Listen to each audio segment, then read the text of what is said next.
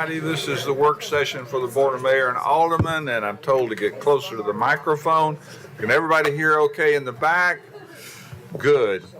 We're going to call the roll. Alderman Barnhill. Alderman Blanton. Here. Alderman Caesar's absent tonight. Alderman Peterson. Here. Alderman Berger. Present.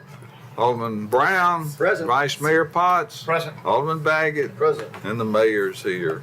Okay, next item is comments from citizens on items that aren't on the agenda. I have no speaker cards, so we'll move on to the Development Services Advisory Commission report.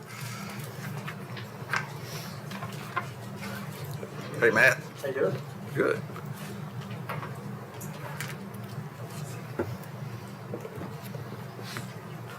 You get started, Catherine. I'll get it up there for you. Right. Well, good afternoon. I know usually when you see me, it's your development activity report, but tonight I am really proud to be before you all as the staff liaison for the Development Services Advisory Commission. This is your annual report. There we go. So just a quick refresher on what this commission is tasked with. This is a commission that is representative of a cross-section of development and design professionals, and they are specifically tasked with working with staff on analyzing different processes in development services and making recommendations to you all. There's an 11-member board, and that is served by our outgoing chair, Matt Bryant, who is here today. We also have our outgoing vice chair, Robert Winston, Nathan Zipper, which is an outgoing member represented by Williamson Inc. We also have our current members, Mary McGowan, Scotty Bernick, Ben Crenshaw, Paige Parham, Kate McDonald, Dana Coase, and we have our staff appointee, Michael Walters Young. He is appointed by our city administrator, and our alderman representative is Matt Brown. You notice I said we have 3 outgoing members. This is recent. This was actually supposed to be a couple weeks ago. So I do also want to shout out our 3 new members that you all approved in the last couple of months. We have Claudia Swaswa with Williamson Inc. She is there to take Nathan Zipper's place. We also have Mike Hathaway with 906 Studio. And then Daniel Jones with Harpic Deck. So we're really excited to welcome them. So this commission meets once a month. It's the first Tuesday of the month over at Eastern Flank. We do have breaks in April, August, and December, but otherwise you will see us there. It's at 8 a.m. It is welcome to the public and anybody that would like to attend. We often encourage anybody, especially design and development professionals, to come and join us if they ever have a topic that they'd like to discuss. But with that, I am happy to welcome up our outgoing chair to come and share what we've been working on in the last year. Good afternoon, everyone. Just want to say it's been an honor. I've been on this committee for the last 6 years, and they're telling me it's time to go. So, so I'm reluctantly leaving. I really enjoy the atmosphere there. We have a lot of great communications between the staff and different community professionals. And it's an environment where we can all talk openly and honestly and really work to improve the experience that everyone has at the city of Franklin. So I feel like we've accomplished quite a bit over the years. Specifically this year, we've been really focusing on the results of the development customer survey results. And what we can do to make that experience better for developers and design professionals, applicants, everybody throughout the process. And also try and figure out how we can get more feedback. I know the IT group has been working, trying to figure out different ways, QR codes and things like that, ways that we can get more feedback. I'm sure you all get feedback quite a bit, some good, some maybe different than good. And but we're just trying to, figure out how we can continue to make Franklin a place that people want to come and do work. And then we are also working with the staff to try and enhance some of the GIS mapping and things that can educate the community on, the status of projects. Always seems like everyone says there's not enough information out there, and I think that there is, but trying to find more user-friendly ways to let everybody know what you all are working on, where things are in the process, and just educate the community.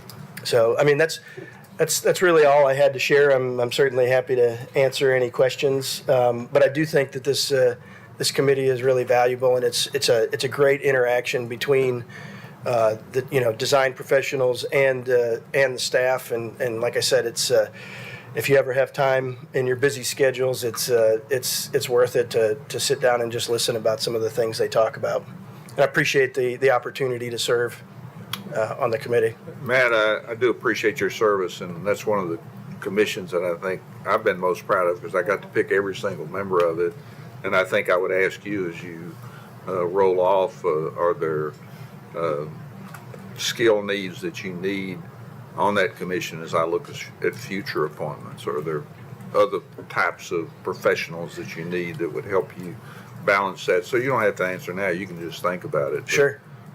Always really a lot of smart people around here. So Yeah, I mean, I think as always, the more variety we get, the better it is, right? Because we get different viewpoints, and people think about things differently than other people. So I just encourage the variety. I think that'll serve it well.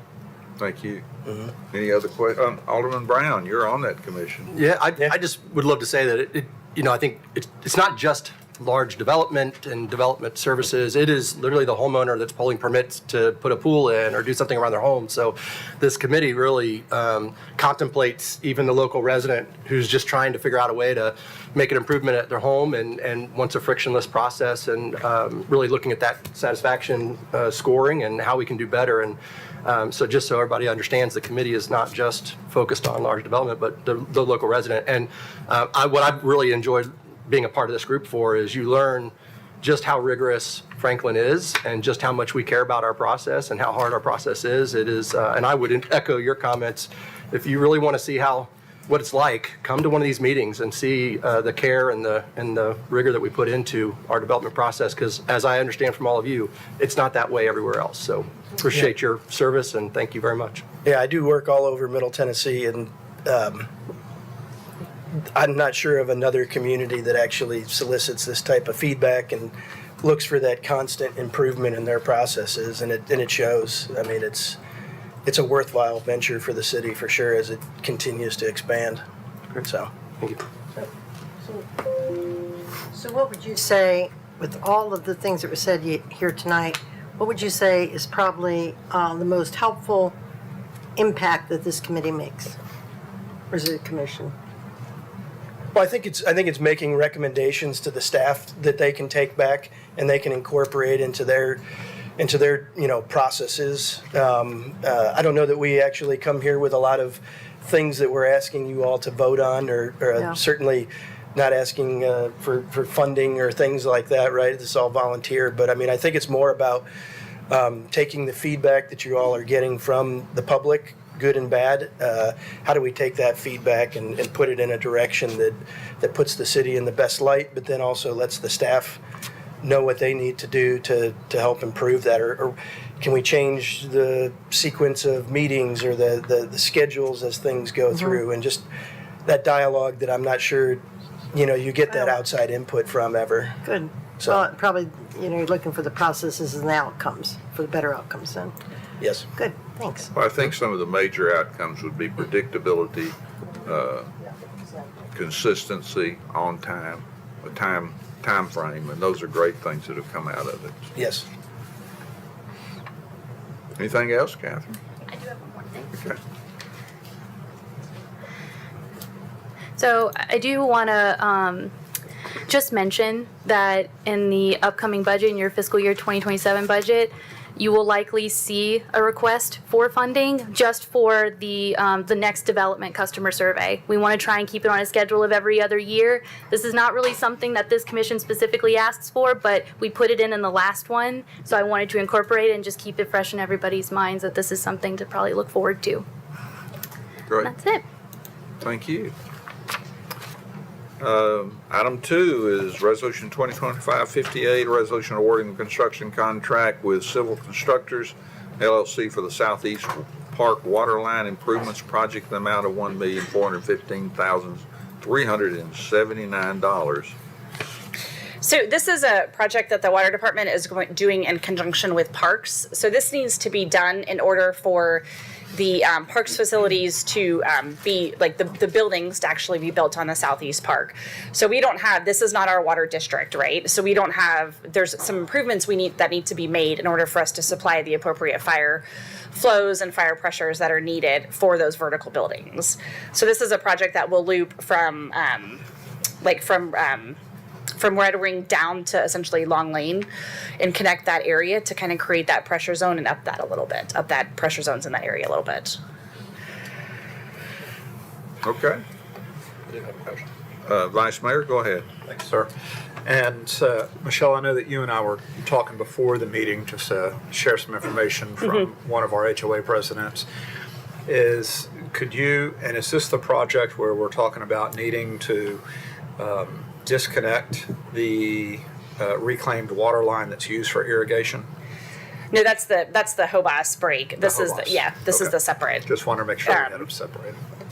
We can, as we were kind of having a discussion before, I am trying to think about if there's a way that we can add anything in here to be able to do that. I don't know offhand, but it's certainly something we can look at and, potentially come back with an amendment or something if we can figure it out. Okay, thank you. Item 3 is Amendment 1, City of Franklin Contract 2023-0172 with the State of Tennessee Department of Environment Conservation, updating Attachment A grant budget and line item detail and amounts at no cost for the American Rescue Plan Act grant funding. So this is just really a formality. We took, if we're doing the monies that we received over the non-competitive ARPA out at the reclamation facility right now, we had initially divided all of those monies into 5 different projects we were going to do. When the bids came back, the bids were more than what we could handle with the allotted monies we had. So we're taking all of those divided monies and consolidating them into one project, essentially, and putting all of getting one of the most vulnerable things we need to be done out there. So this is just essentially a scope change that TDEC requires for us to move those funds formally within the system. Item 4 is Amendment 1, City of Franklin Contract Number 2025-0265 TDOT Utility Estimate Spreadsheet with TDOT and Gresham Smith for waterline relocation with the Franklin Bridge. So this is also we've talked about this for a while. I think at every board meeting for the past couple times. So they're redoing the bridge over Franklin Road outside of downtown. We are applying for funds to have the relocation of some of our infrastructure in that area relocated. So TDOT's going to reimburse us. There's a lot of paperwork that we need to do for that. This utility estimate spreadsheet is adding the sewer to that. So we initially did the water. We need to add the sewer to that as well to make sure that gets included in the cost estimate. So this is the consultant providing some of those numbers. So once again, this is just a formality. This is no budgetary amounts for us at this time. Ready to keep moving? Go ahead, Alderman Berger. When is this work going to start? Do we know? 28? Paul, That's a good question. bridge are around I don't know 28? that When answer. is the bridge work going to start where we're going to disrupt traffic again?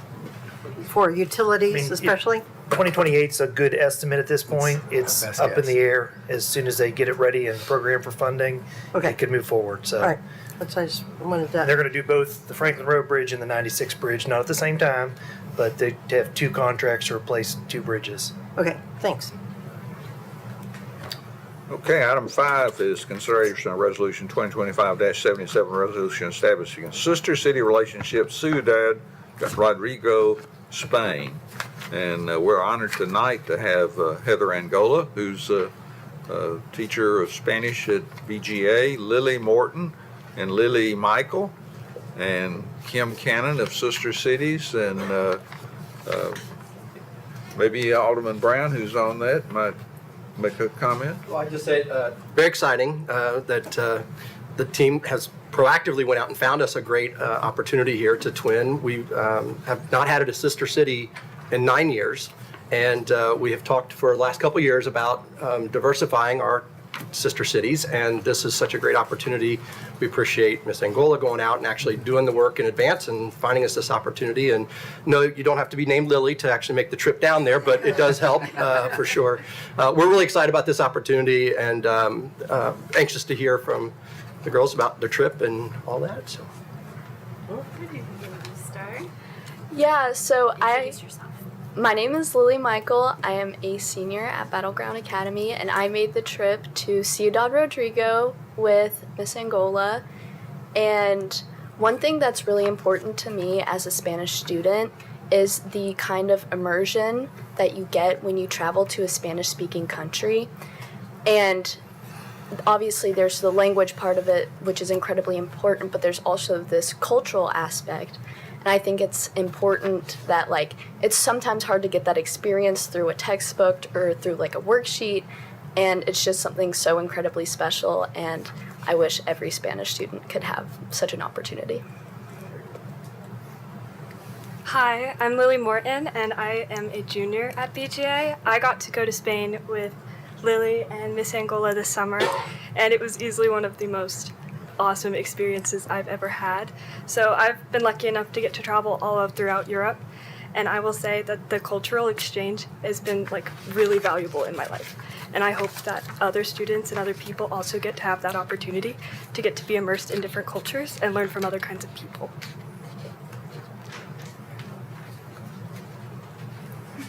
Hi, I'm Heather Angola. I've been teaching at BGA about 20 years now.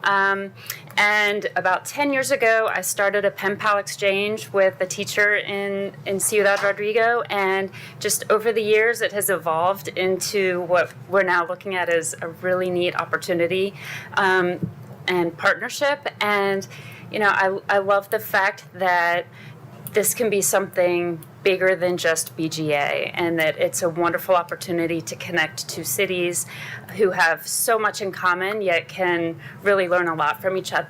Learn a lot from each other as well. So I'm just really excited about this opportunity. Thank you. Questions for us? I would just, could you share with us? We're obviously very excited about twinning with them and starting this relationship. What is their sentiment about joining up with Franklin? I would love to hear about their enthusiasm. Well, we've had the opportunity both times that I've traveled with students. They've gotten to meet their mayor and gotten to really have kind of a behind-the-scenes look at, you know, some of their government, local government, and I mean, they are 100% on board. That's great. I mean, they've already had a big, you know, kind of formal ceremony while Kim was there and I was there with my students, and so they're just 100% on board. They so. voted yes. Oh yes, They did. yes, Yeah. they did. Yeah. I know it's That's the fun funny. part. I think I've been in the newspaper and, you know, more in Spain than I have here in the United States. So Thank you all for your consideration. And thank you, Eric, for letting me send everything in packets. I hope you read it and enjoyed the literature. And I look forward to you visiting with us when we visit next time. My family and I went, and it was spectacular. We can't wait to go back running with the bulls Oh, great. in their town. Thank you so much. Thank you. Alderman Berger. Quick question. So if this goes through and we become sister cities, what is the first step to do that? Will you ask them to come for a trip here, or what's your plans? We will for sure invite them, and that's why my family and I went. That was the first step, was introducing and Right. seeing things, and we look forward to people visiting from Franklin. And if Okay. you'd like to visit, we'll take those next steps. Okay. And we have a thanks. Zoom call I with was going to say, their team. you have. Yes, yeah. sir. Thanks for And saving me, so Mayor. Yep. potentially, there'll be a visit in 2026 when we go to Germany for the presentation at Bad Sod. Okay, great. Lots Thanks. of bridge building, peace, Yep. citizen diplomatic. Good. Thank you. Thank you. Item 6 is City of Franklin Contract 2025-0299 with Highwoods Properties LLC Ovation PUD subdivision for a road impact fee offset agreement for amount not to exceed $8,550,000. So these are the improvements that came out of the traffic impact study. And essentially what it's going to be is an additional eastbound lane on East McEwen Drive between Carruthers Parkway and Ovation Parkway. And then also a westbound travel lane on McEwen Drive between Carruthers Parkway and I-65. And I'm happy to answer any questions that you have. And this is on both agendas, so it'll sync up with your consideration of the updated development plan and rezoning that are on tonight's agenda for second reading and public hearing. And I'll say between Arium and this development, we're getting a substantial amount of capacity improvement at that intersection, so. Item 7, City of Franklin Contract 2025-0310 with Highwoods Realty for Parkland Impact Fee and Construction Agreement for Ovation Subdivision. Thank you, Mayor. Again, this is just a Parkland impact fee. A lot of public space being utilized, over 22 acres, a lot of public amenities within this development, and it's a little over $8 million in Parkland fees. They would be eligible to receive over 75% back. I'm happy to answer any questions you may have. Thank you. Item 8 is Amendment 3 to the City of Franklin Contract Number 2019-0122 with SSCH Franklin LLC for Parkland Impact Fee and Construction Agreement for Arium PUD. Thank you, Mayor. This is an Amendment 3 that would, the dwelling units would increase to 900 units. This would match the development plan that is coming before. Again, this is on both agendas tonight to Yes. keep those aligned. Thank you. And then City of Franklin Contract 2025-0293 with Gracework Ministries and the City of Franklin to extend the lease agreement for 108 Southeast Parkway. This extends your existing arrangement for office space at the former Streets building as well as parking lot there, and would extend that a little less than 5 years, takes us through June of 2030. Item 10 is ordinance 2025-30. Did you want to say something, Mr. Gert? No, I was on the next one. Oh, I'm Thank sorry. you. And then I'll say something. Ordinance 2025-30, an ordinance to create section 15-6-618 of the City of Franklin Municipal Code for the purpose of granting authority to the city administrator to temporarily restrict parking on certain streets when such restrictions are necessary due to traffic and safety concerns.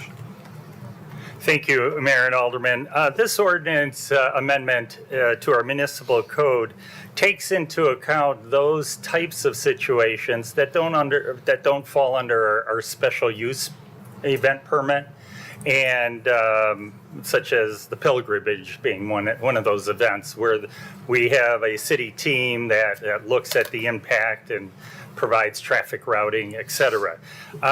Many of you are familiar with the factory and their market that they have periodically. That doesn't fall under our special event permit. And this ordinance would allow our city administrator to allow, to restrict parking on public streets during those types of events on a case-by-case basis, and that's what this does. The entity requesting that restriction would be required to fabricate the signs and put them up. They'd be a sandwich board sign, and that restriction would be communicated to our police department, who then would monitor the area for violators. And this would be a temporary arrangement for a certain period of time related to a need in that neighborhood, whatever that might be. Right?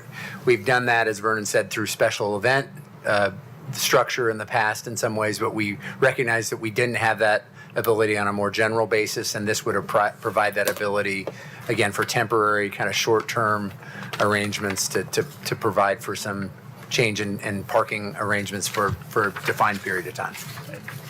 Go ahead, Alderman Berger. I think you just answered my question. I was reading through this earlier, and I was just wondering if that holds it to only temporary events and special events, or if somebody was having, let me ask you something. If somebody in a subdivision or even a house or a property outside an HOA or anything of that nature was going to be having a big, well, say their daughter or son's getting married and they're having like a small reception at their home and they need extra parking, would this also apply to them? Could they apply for this? This is about parking restrictions. So it Right. might be if For they wanted to temporary. have an event and say, but we're not going to have anybody park on the south side of the street as a consideration for their neighbors. but parking would be allowed on the other side of the street. But this is restricting parking. This isn't Right. creating parking where it doesn't exist today. Right, so if they had parking where it exists today, but they needed that parking to stay free, can they apply to have for you to approve temporary parking restrictions if they put those signs up for their event, for their party? This is to restrict parking. This would not be to reserve parking for Okay, so people. you This would cannot be to park. restrict parking, Only- like a no parking restriction, not So it wouldn't be not a reversed. designated parking, if I was that makes wondering if sense. you could Because there's still reverse that. public streets. Right, So so you can't It's reverse hard that. to, it's actually, we thought, and as we looked and researched other jurisdictions, it's hard, unless you have a permit program, it's hard to say who's going to park if Right. you limit the Right. parking Right. on certain Yeah, areas. so you can't reverse that. it's really more than no parking, where Right. we'd implement a no parking. So it's not a reverse situation Right. at all in Yeah. there, anywhere, okay. Exactly. Thanks. Vice Mayor? I did have a question on this. So I actually thought about the neighborhoods that are adjacent to the factory and Pilgrimage Fest that's coming up. Would this be an example where the city administrator would be empowered to then restrict the parking in those neighborhoods if people, instead of using the paid parking or using the pilgrimage area, would that keep people from parking there if there was traffic issues? Is that Well, an example? The way it happens today is it happens through the special event process. So that's actually addressed now. This is providing it on a more general basis. If there's a specific concern, it could sync up with a farmer's market, or if there's issues in certain streets to restrict a certain area. So it could come in handy for those that fall outside of a special event where that traffic pattern or parking impact is already folded into our event planning. This is a more general administrative authority to work with probably more finite situations that may not fall into a special event planning. And when we say that temporary, we're just thinking maybe a couple of days. We're Yeah, it would be a talking- short term and temporary. Yes. Okay. Hours, days, and I would also add, if I could, Mayor, with the evolution and as the arts district is evolving, it may be a market today, but it could be something else tomorrow or in the future. And it could be anywhere in town too, that provides this efficient process to not impact adjacent residential neighborhoods. So that's the intent. Alderman Baggett. I just wanted to say thank you to staff for working on this and finding this solution. And I know that the residents of Daniels Drive specifically, if you're listening, this has been an item of concern and not a straightforward solution that was immediately evident. And I appreciate staff for sticking with this and coming up with this this solution. I hope it can be deployed. Now, well, that would be, the residents wouldn't apply for that. That would be it would be the factory, I guess, in that situation. It could be either. I mean, Or we it could could be have either. a nearby entity who's doing an event, or we could have neighbors say something's going on Just have to and we'd like request to ask to restrict this for this period of time. Okay. Because it's having a negative impact in our community, in our Thank you. neighborhood. That's good. Thank you. Appreciate it. Alderman Brown? I just, to the question about the factory, a very tangible example. Currently, the factory rolls out a temporary signage on the Saturday mornings for the Miles Manor area, right, in Winslow and all that. But there's really not an enforcement component to it. It's been working great, but there really isn't. My assumption would be that this would help solidify a little bit of something a little bit more tangible that is not tangible today. Mayor, before we go, Alderman Let me Barnhill, get you one. recognize. just say in a neighborhood, and let's say there was a dispute over parking. Yeah. Then the person that was not wanting somebody to park, they cannot come to you just to keep somebody else from parking there. Is that what I want to make sure I understand that we're not satisfying or settling a neighborhood dispute between two neighbors or two homeowners or whatever. And one of them doesn't want you to park here, and the other one does want you to, well, he wants to be able to park here. Mm-hmm. That is not what I want this to happen. I want Right, this to be able to settle that. I don't want it to settle. I mean, that's not the purpose of this right here. It is not. It is designed by definition to be short-term and temporary, so it's not going to be a long-term And we ran into that years ago where we thought a neighborhood wanted a certain parking restriction. We implemented it, and we found out more of the neighborhood opposed that, and we had to Remember it well. revisit all that. This is by nature a short term. It's a matter of hours or a day or something like that. It is not something longer term that would restrict people. We would be sensitive to the support of neighbors for a broader restriction. And if somebody wanted something permanent, they need to go through our petition process. All right. Vernon, anything else to add on that? No, what comes to mind is that this is for a special type of activity or event that would try to keep the quality of life in the neighborhood where it is. I don't look at a dispute about a neighbor parking in front of another neighbor's mailbox or home, an activity or event. So that's between them. And we do receive those complaints from time to time. Okay, we'll go to item 11, and I'm going to abbreviate this caption, which is ordinance 2025-25 is amended, an ordinance to amend as part of an annual update various chapters of the Franklin zoning ordinance text. And I know that you're going to mention everything else that's on that list. Absolutely. Okay. I have a lot of slides. So. This is the annual zoning ordinance update. We began the joint conceptual workshop discussions in March of this year, and this update includes both text amendments and several rezoning proposals. I'm gonna hold on just a moment.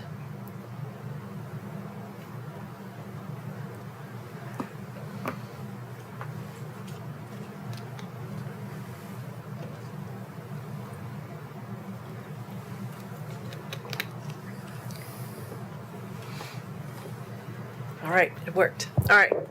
So the first area is signage updates. The first is to add halo illumination as an illumination form for signage. That's that soft backlit lighting that reflects against the surface behind the sign as an accent in a warm white color. Next is adding canopy signs above the canopy that creates a more modern look. That's been modification of standards requests recently. Next is allowing for irregular shapes for hanging projecting signs. This means that it could be any shape, but this image shows a teapot. We have had numerous public discussions about flags. While there is consensus to allow some more flexibility for temporary flags, there really isn't consensus on what that flexibility should be. So this is what is proposed: to create an exemption in residential districts or on residential lots in the PD district to allow for up to 90 days per calendar year, that's 3 months, flags up to 40 square feet in size that accommodates the standard American flag size shall be exempt from quantity and placement requirements on the lot. Also proposed is having that minimum setback for ground-mounted flagpoles of 10 feet so that flags aren't flowing into other people's property, and having a maximum size for wall-mounted flagpoles of 5 by 8 feet, which is again that standard American flag size. There is one use change proposed. We haven't discussed this at Joint Conceptual Workshop to date. It came out of a notice of violation situation. The use change proposed is to allow for wrecker service in the light industrial zoning district. Right now, it's only permitted in the heavy industrial zoning district. But after further research, we have found numerous wrecker services in the light industrial district, and there haven't been any complaints about those uses, and so it's proposed to add wrecker service into the LI district. The next is performance bonds, to allow performance bonds as an option in addition to letters of credit and cashier's checks to secure the surety for improvements related to a development project. Next is streetlights. Streetlights must be approved by Middle Tennessee Electric But it has been discussed at joint conceptual workshops to have some preferred streetlights in there that are in the catalog for MTE to help reduce light pollution. And so those are the 4 that are listed on this screen. There are also a couple state law changes that impact us. One is that the BZA,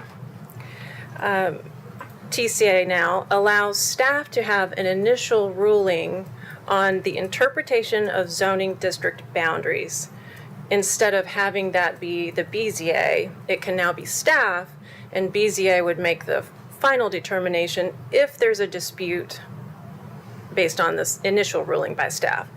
Really what this means for us is that when we get those FEMA approved letters of map revision, now they can just be accepted by staff and not have to go to the BZA for the extra step to say that that is the new zoning district line for the floodplain.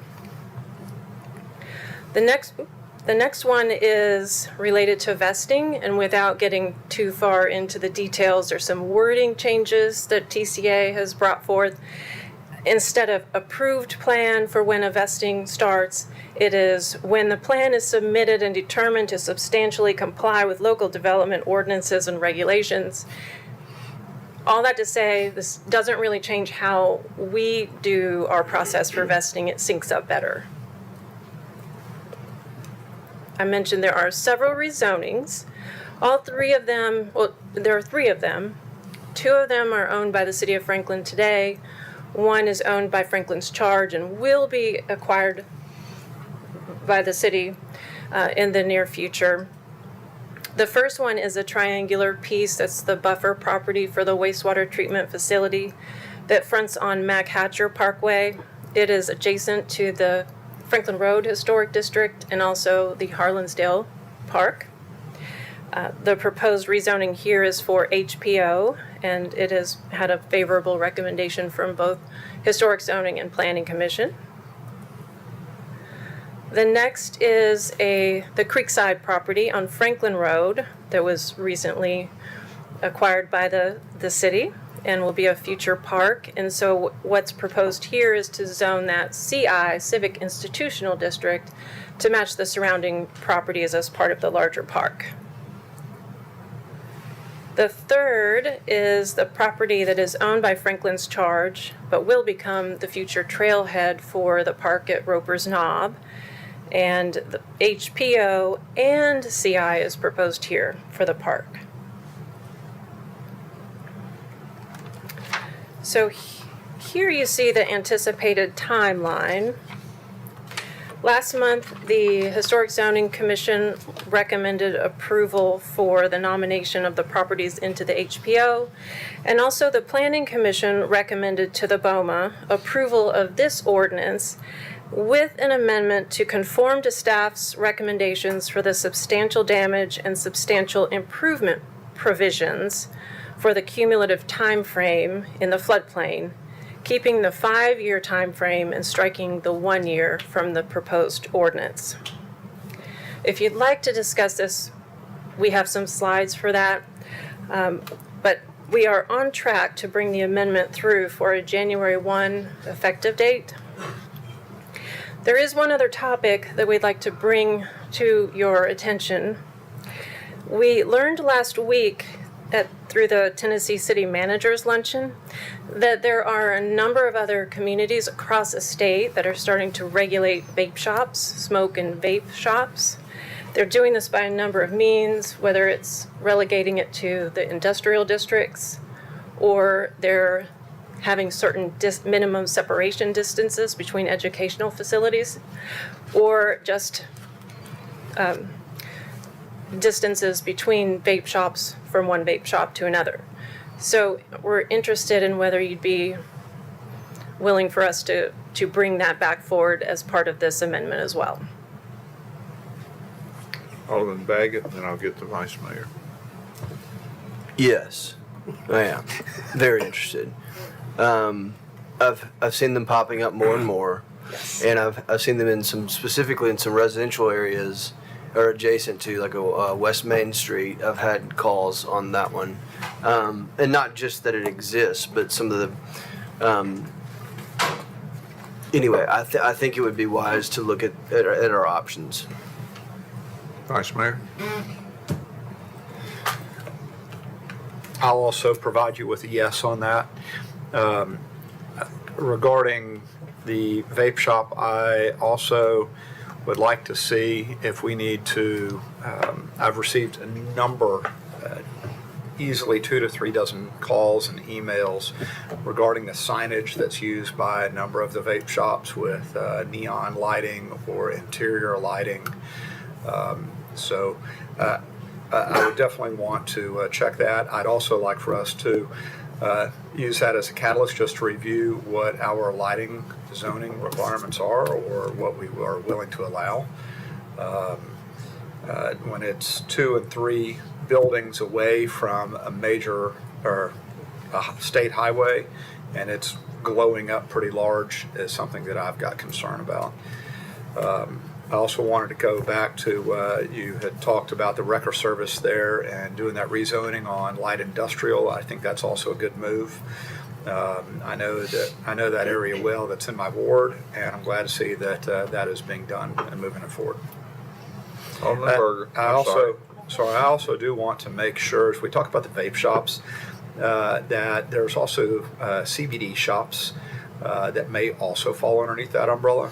So this is just new industry, new commercial business, and want to make sure that that may need to be one included as well. Alderman Berger. Thank you, Mr. Mayor. Did an alderman bring this to the board on the vape shop, or did that just come up? No? It's Okay. something, we had a All right. dialogue with some other city So it's- managers, and they brought it up as something they've worked with. Okay. And we actually had another issue arise, and we said, well, actually, we just were talking about this, so we're just responding to Okay, that's looking fine. at it in line with our annual review. All right, so I've got a couple questions. Didn't really occur to me, so I need a little information.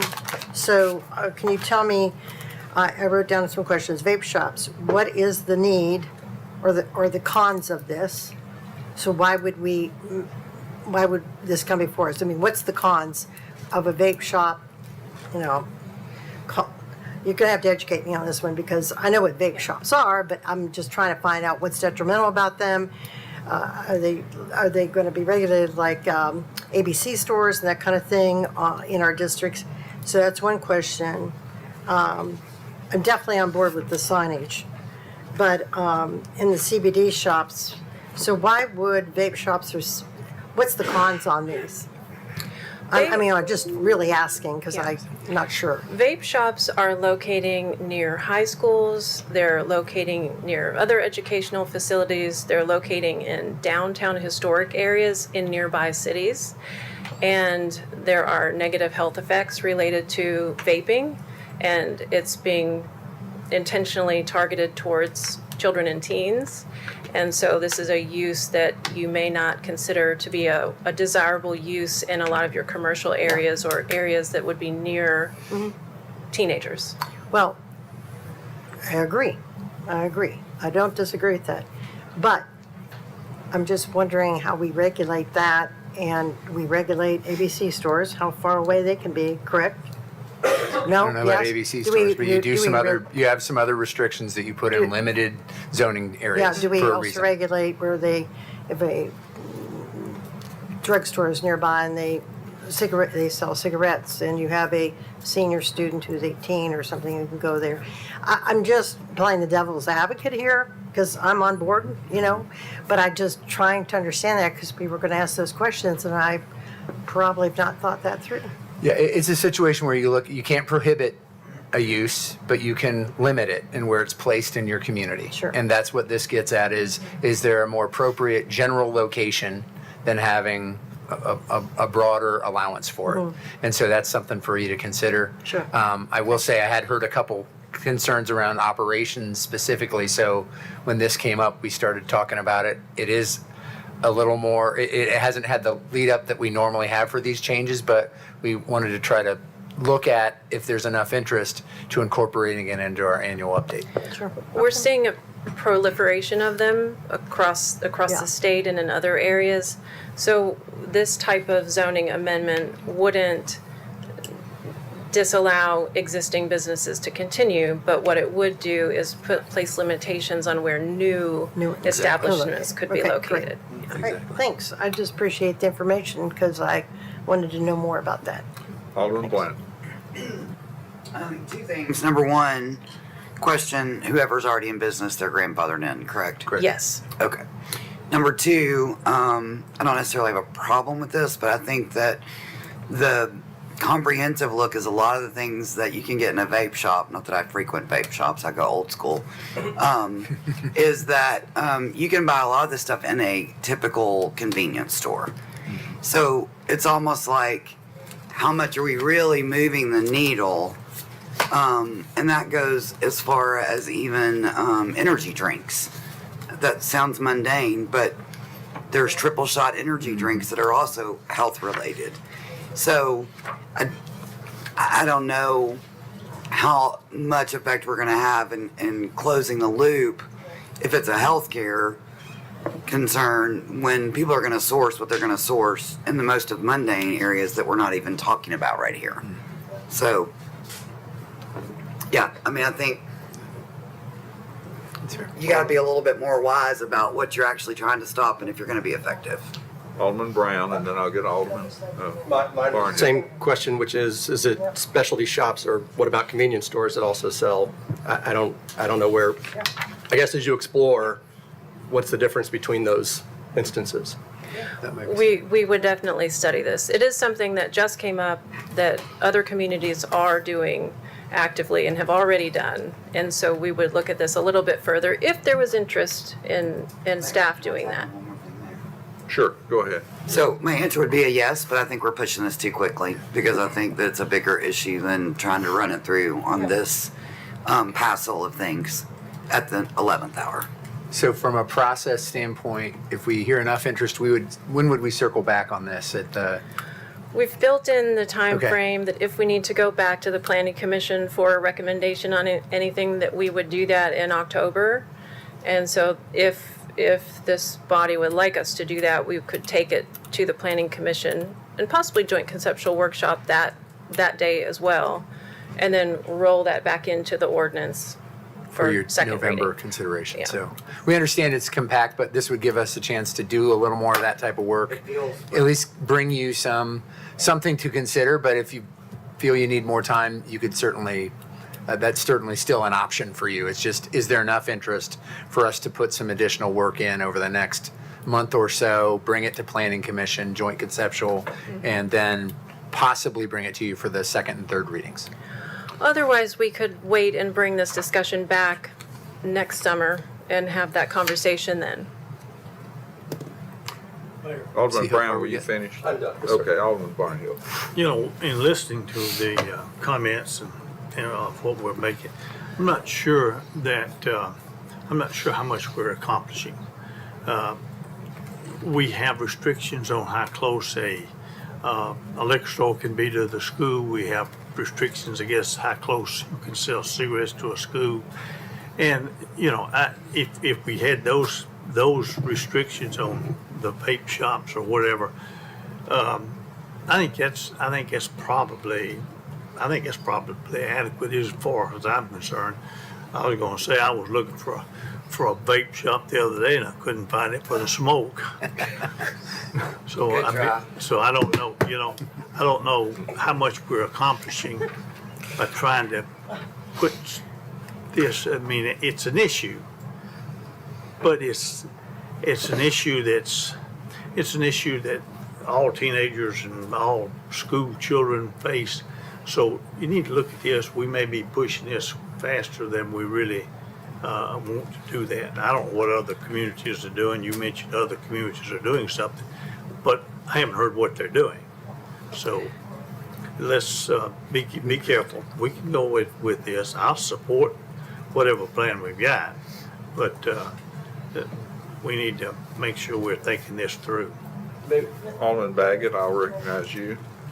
maybe a shorter term solution might be for this update would be to do like you said and kind of align it with the liquor stores or the things that we have on the books now, and not get as elaborate with the changes at this point. Maybe add into it possibly the historic overlay, where they wouldn't be allowed. I do think that's something we don't want a vape shop on Main Street. A lot of teenagers on Main Street.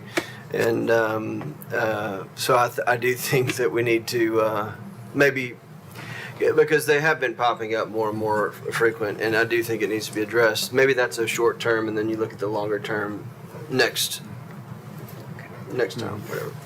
Alderman Burgess, you have a quote. I would say, if you're talking about going back and studying this a little bit and bringing you some more information, I was just looking this up just to find out what they say about it. And I would say there's a couple things we need to look at if you're going to bring this back to us. Just basically, it said that there's increased youth exposure to vaping, like you said, and addiction, but evidence shows that the proximity of vape retailers is associated with increasing vaping among young people, and many jurisdictions are acting local ordinances to restrict these shops near schools, parks, and service-sensitive areas. And what you need to bring us back, it says reasons for needs to stay away from schools, reduced youth access, exposure, nicotine addiction, health impacts targeting our youth, and studying on the proximities, ordinances, and maybe a disappropriation or a disappropriate impact on the kids. All those things, I think, if you could study that and bring us some more concrete information back. I'm not against doing this. I just need more information as well. I think Brandy said it well, too. I do have one question about the historic preservation overlay on the water reclamation property. We've looked at various things that might go on that property. So what does that actually mean in the real world if somebody comes back and wants to build 4 golf holes, or wants to build a Top Golf, or if they want to put housing there, or if they want to build a discovery center or whatever? Really, it just means there's an extra level of design review for any development that may ultimately be there at some point. There are no plans right now. This just came through the Parks Department and Alderman conversations, I believe, just to have that extra design review should something ever be constructed there, since it's adjacent to Harlansdale and the Franklin Road Historic District. And the other comment I had was relative to actually the Tennessee General Assembly, I think, may be reviewing some of the substances that may be sold in vape shops and CDB shops, and there could be some regulations that could come out of the General Assembly. So. Ready to roll? Item 12 is resolution, thank you, Kelly, 2025-61, a resolution to initiate a study at the request of the property owner for a plan of services for potential future annexation of 82.82 acres located at 4002, 406, 408, 4022, 4030, 4066, 4072 Arno Road. That's kind of repetitive. And 4261, 4251, and 4231 Murfreesboro Road, as well as the property east of Arno Road and south of Terry Parkway. Established a public hearing October the 13th, 2025. This is the one they want to defer, right? Oh, I'm sorry. To November. Yeah. The applicant has asked to defer this to the November 11th meeting, correct? November 11th. Yes. Perfect. Item 13 is ordinance 2024-44 to amend Title 12, Chapter 1 of the Franklin Municipal Code to adopt the International Building Code. I'm going to run through a number of these real quick. 11 is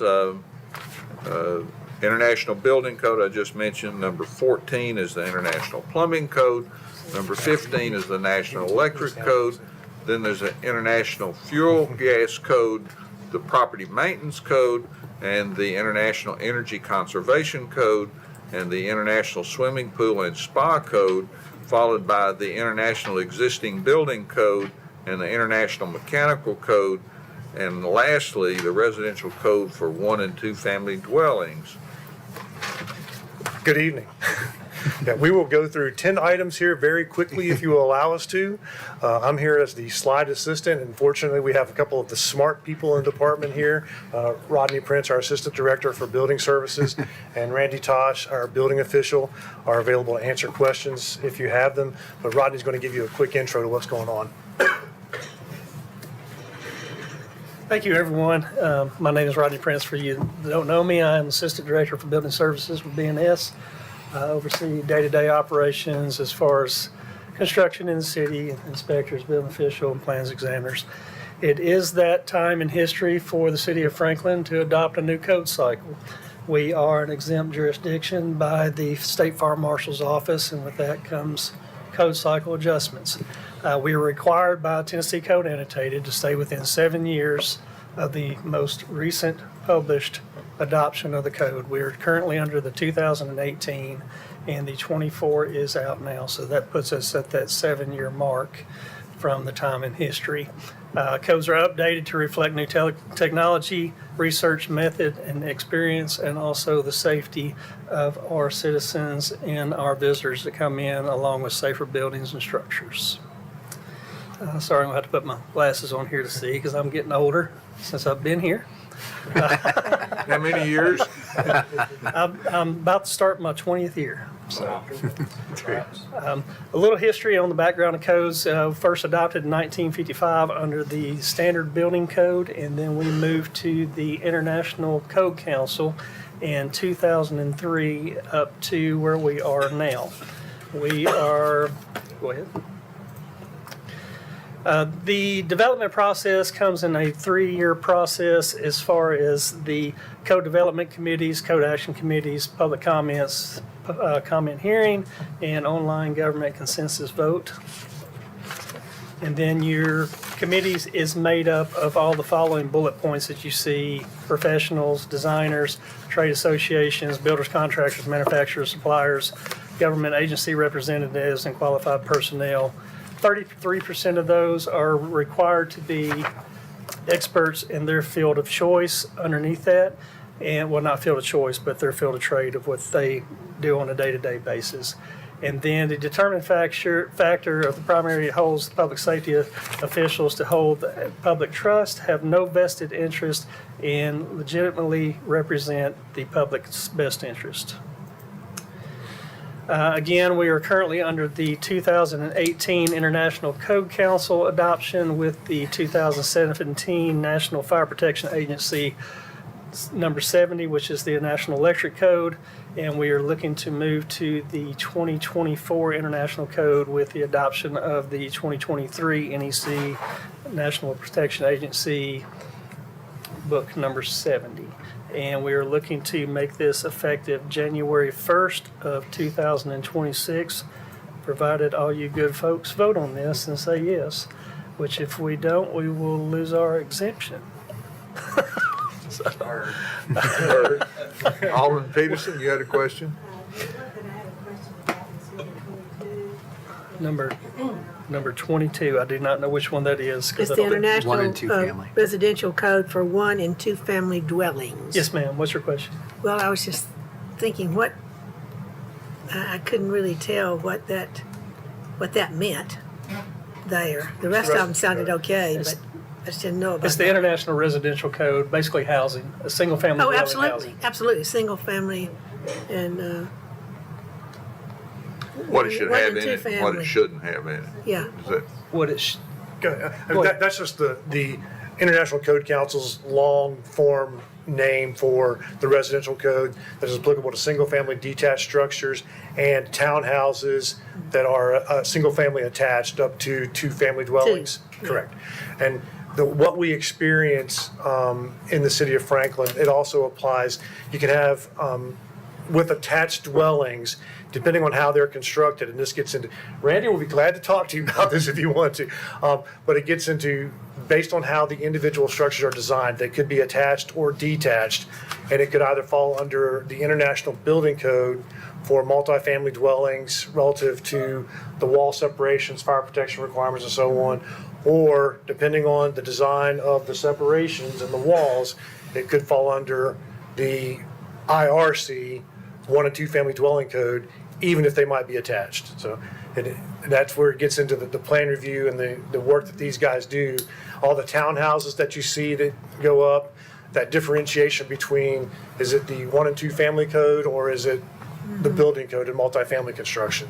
So I think that gets Well, what you're. and see, that's the thing I wondered about, because it sounds like that you could do an attachment to any one single family residential and attach another one to it. No problem. Well, and that gets into the codes, the actual codes themselves, which is a big, thick book. So it really depends on what they're trying to do as far as what they can and can't do with the dwelling. And just to help a little bit, I was going to mention this later in the slideshow, but the end of last year. And there's an underlying zoning that still applies. This does not provide an exception to your zoning ordinance that may say there's 1 residence per unit, per That lot. is correct. That stands. That is This correct. is just how it happens, where and if it's allowed. Oh, okay. That's correct. Okay, well, that's the thing that I wanted to learn about. In the end of last year, the plans examiners and inspection staff, we went through the book side by side and went through all the significant changes from the 18 to the 24. And we have put together classes that we're planning on, hopefully, once I get the date set, probably mid-October. It will be 3 consecutive Tuesday mornings where we will have one class for the International Building Code, Plumbing and Mechanical. The following week will be strictly residential codes only, and then the week after that will be strictly electrical codes only, where we will put on anywhere from a 2 to 3 hour class per session to go over those significant changes for the contractors and developers and anybody that would like to attend. Thanks. I just want to go back to Eric's point real quick, 'cause you make a good point about the differentiation between land uses permitted per the zoning ordinance, detached units, attached units, big house concept, condominiums type things versus the building code. The zoning ordinance will kind of lay out where those different types of structures can be built. The building code is going, if it gets approved through the zoning ordinance to be built on this property, the building code will then tell them how they need to build it. So kind of the zoning piece comes first, and then the building code allows, either through the code, Randy was just telling me about the residential code being a prescriptive code that telling the contractors how to do it or the homeowners how to do it, as opposed to the building, plumbing, mechanical, electrical code, which gives the requirements, but that's where the engineers and design teams come into play to, and it's more specific for the commercial buildings, exactly, with engineer design involved. So there again, zoning ordinance kind of where, and then once that's decided, the building code tells them the how. Alderman Baggett. So, when you think about building codes and codes in general, I think that they come up with a new one every year, 3 years. We had adopted every 7. So, and and the more you look for things, the more things that they have to change and tweak and this and that and the other. Our building code adds, well, first of all, produces exceptional buildings. So safe buildings we can be proud of. So all that is true. I guess at some point, that also adds tremendous costs. I think if you talk to the Development Advisory Service Committee, they would say the same thing. So has there been any conversations about striking a balance between adopting, and is it possible to adopt the most, has there been any conversation about that? Because I hear from folks that certain codes add tremendous cost. In other jurisdictions, they may not have to do certain things. Again, I think that what would be easy to say is but do you, Patrick, want a safe house in Franklin? Well, of course I do. But are there ways, and have we really spent time thinking about, or is it even possible? I mean, that's where I'm at. Is it possible to think through, or do we have to take the maximum code, book that they give every 3 years? Well, the codes are written to the minimum standard. Yeah, We're not allowed to deviate from the minimum standard. So if you're asking to delete portions of the code, we cannot do that. Well, I'm not asking anything. I'm asking a question because as it relates to really affordability. It is an affordability, and we've talked about this some, and I've talked about it with others. Like our code does deliver all those exceptional things, but it also comes at higher and higher costs. And there are other jurisdictions, I would assume, that don't have the strict code standards that we do. Is that true? These are international codes. Everybody's doing this. These really should be the baseline minimum that are used. So the heart of the question, nationally and beyond. is not the heart of the question is, is there anything that we could do as a board when thinking about affordability and what new codes cost and add? Is there anything that we could do to think through that or change that without obviously jeopardizing quality and life safety and that kind of thing? I think one of the kind of simple, straightforward answers is it wouldn't be cost effective to try to do that. But also, as Eric was saying, the state fire marshal's office adopts the minimum code for the state. And we're allowed to be more restrictive and place more requirements. But when it comes down to it, the state is currently on the 2018 themselves. Some jurisdictions, every 3 years there's a new version. At some point, the state will have to decide whether to go to the 21s or the 24s. Currently, not to go too in depth with individual codes, but as an example from the residential code, the state actually, with respect, there's one specific aspect of the mechanical requirements for a single family dwelling. The state has chosen to stay on the 2009 version of a requirement for mechanical systems related to single family dwellings. So we're able, and because part of the reason was the expense associated with the requirement that came in 2018 or 15 even. So that's just a very small example of, the state sets the minimums, and that's what we have to go with. We can be more restrictive. So are we more restrictive on that specific one? No, we went with the state on that one. So I think the point of the question of the comment is that I think that this is one of those things, you bring this before us and okay, going to the new code, but I think that this has a tremendous impact, like you said, on those kinds of things. So please always be thinking about ways that, and I know that y'all are experts at this, common sense, and I think if there are ways that we can adapt it or above the minimum or do certain things, because that affects homeowners and it affects citizens, and we got increased costs of construction in general for residents now, and that was it. Thank you. That's very important. It's a good point. I mean, it's a good trade-off for you to point out the fact that kind of on the one hand, you certainly have, as Rodney was mentioned early on, the codes are constantly being evolved, being refined. There's a lot of interests that come into play in how the international codes are formulated, and sometimes it can result to and there again, it's a trade-off of more safe and versus the cost associated with that, and it is a trade-off that's looked at that International Code Council level, and the code adoption. We kind of brushed over the process of the code adoption hearings and the committee hearings and things like that. That those things are vetted through that committee process, and they're intended to be a common baseline across communities. It's you don't want to have a Franklin code and a Brentwood code and a Spring Hill code or Metro code. Yeah, you want to have commonality and consistency, and that's what this is designed to do. Thank you, Berger. So our hands are tied to the international code, basically. We have to come up to that standard. Right. But we can also add to the codes to make them more restrictive. Correct. So we need to do some work there because there are some places we need them to be more restrictive. Do any of these update the vacant property conditions, like a vacant property, commercial property? Not right now. We have the standard, that's the International Property Maintenance Code, and some of the modifications that we've adopted to those. And recently and earlier this year, we did make an amendment to how we deal with some vacated properties and decrepit properties. But if you have other ideas, I was just talking about there's some issues this morning with our neighborhood services section about things we might be looking at early next year to talk to you about. And on that is a little more of a process in terms of how we implement, notice, and act on. It's still using the same baseline code, but it's how we enforce it and the steps we take in terms of notice, correction, and then ultimately going towards a more formal legal approach. Well, So we can those are build on things you or we can control in terms of a process standpoint and implementing the Build on baseline codes.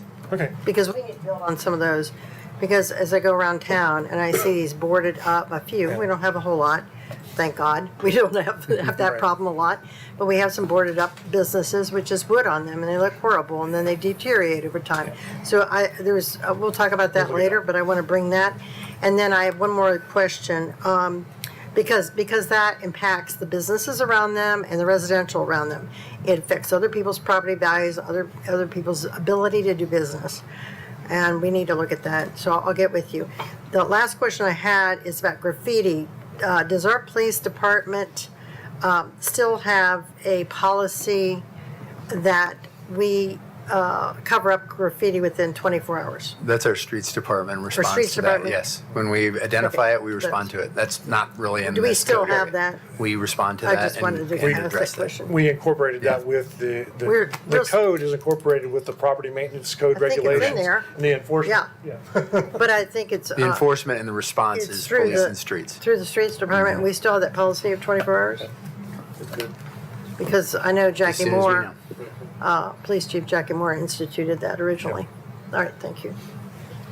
Okay. Talk about your training again real quick. Well, One more slide.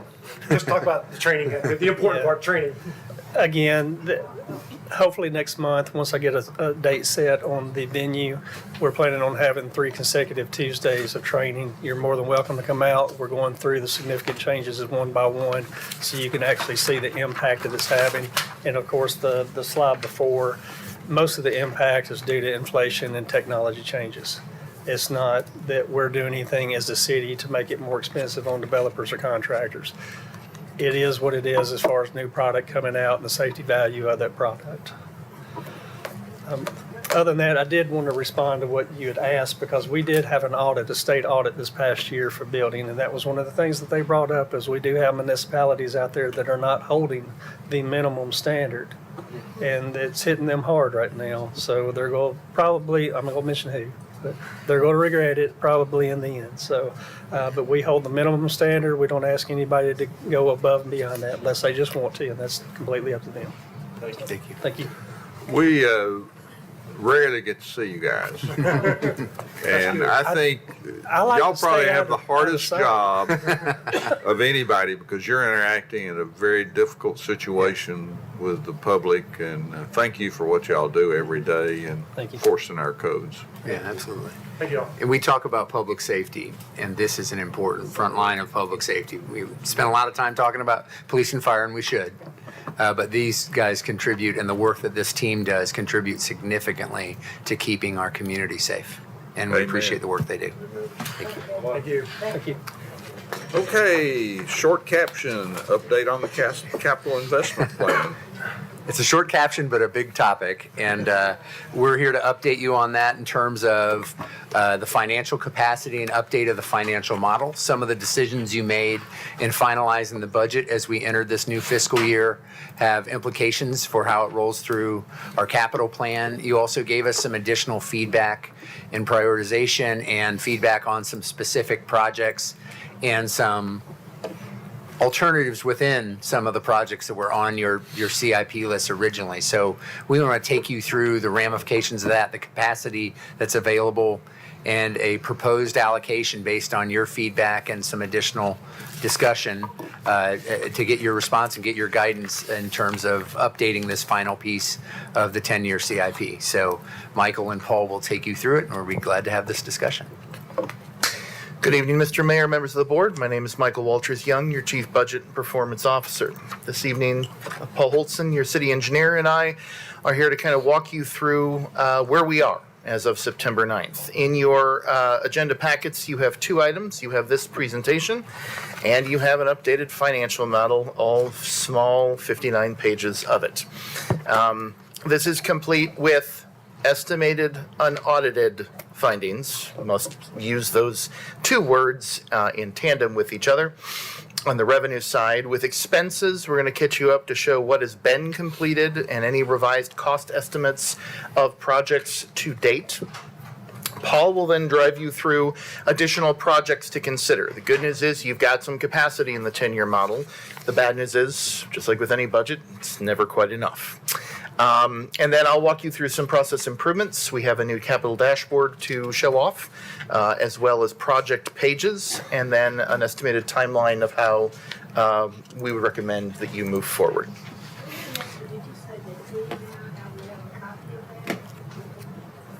Yeah, on Civic Clerk in your electronic packet. Yes, ma'am. Go ahead. This presentation we've given in various forms over the years. We have truncated it a little bit, but I did want to walk you through that the large document, the financial model, has several component sections. It has an overall summary with a lot of tables you're going to see in the ensuing slides. It has a dedicated section of each major revenue source that is shown here on the screen, which is pages 13 through 20 of your model. Again, our capital investment plan is funded through a variety of different sources. We look at general fund sources, so Invest Franklin Initiatives 1.0 and now 2.0. Any cash balance over 45% of your general fund is governed by your policies, and then additional sales and property taxes that have been added through the years that don't fit into either one of those categories. By that, I mean the amount of additional sales tax that started flowing to the city in April of 2021 from the increase from 9.25% to 9.75%, and the additional property taxes which came to the city after the TIF district was paid off. The road impact fund, road impact fees, city facilities taxes, county facilities taxes, hotel motel fund, occupancy taxes, parkland dedication, and then when there are applicable components of projects, contributions from the water management fund, if there's a water or sewer piece to it, federal and state grants, private contributions, and utility contributions. So, jumping to the slide that we all like to jump to usually, what is our balance? If we look ahead in the next 10 years, we are forecasting $460 million of future resources. That is split 70% cash, 30% debt. That is about $139 million, just north of it.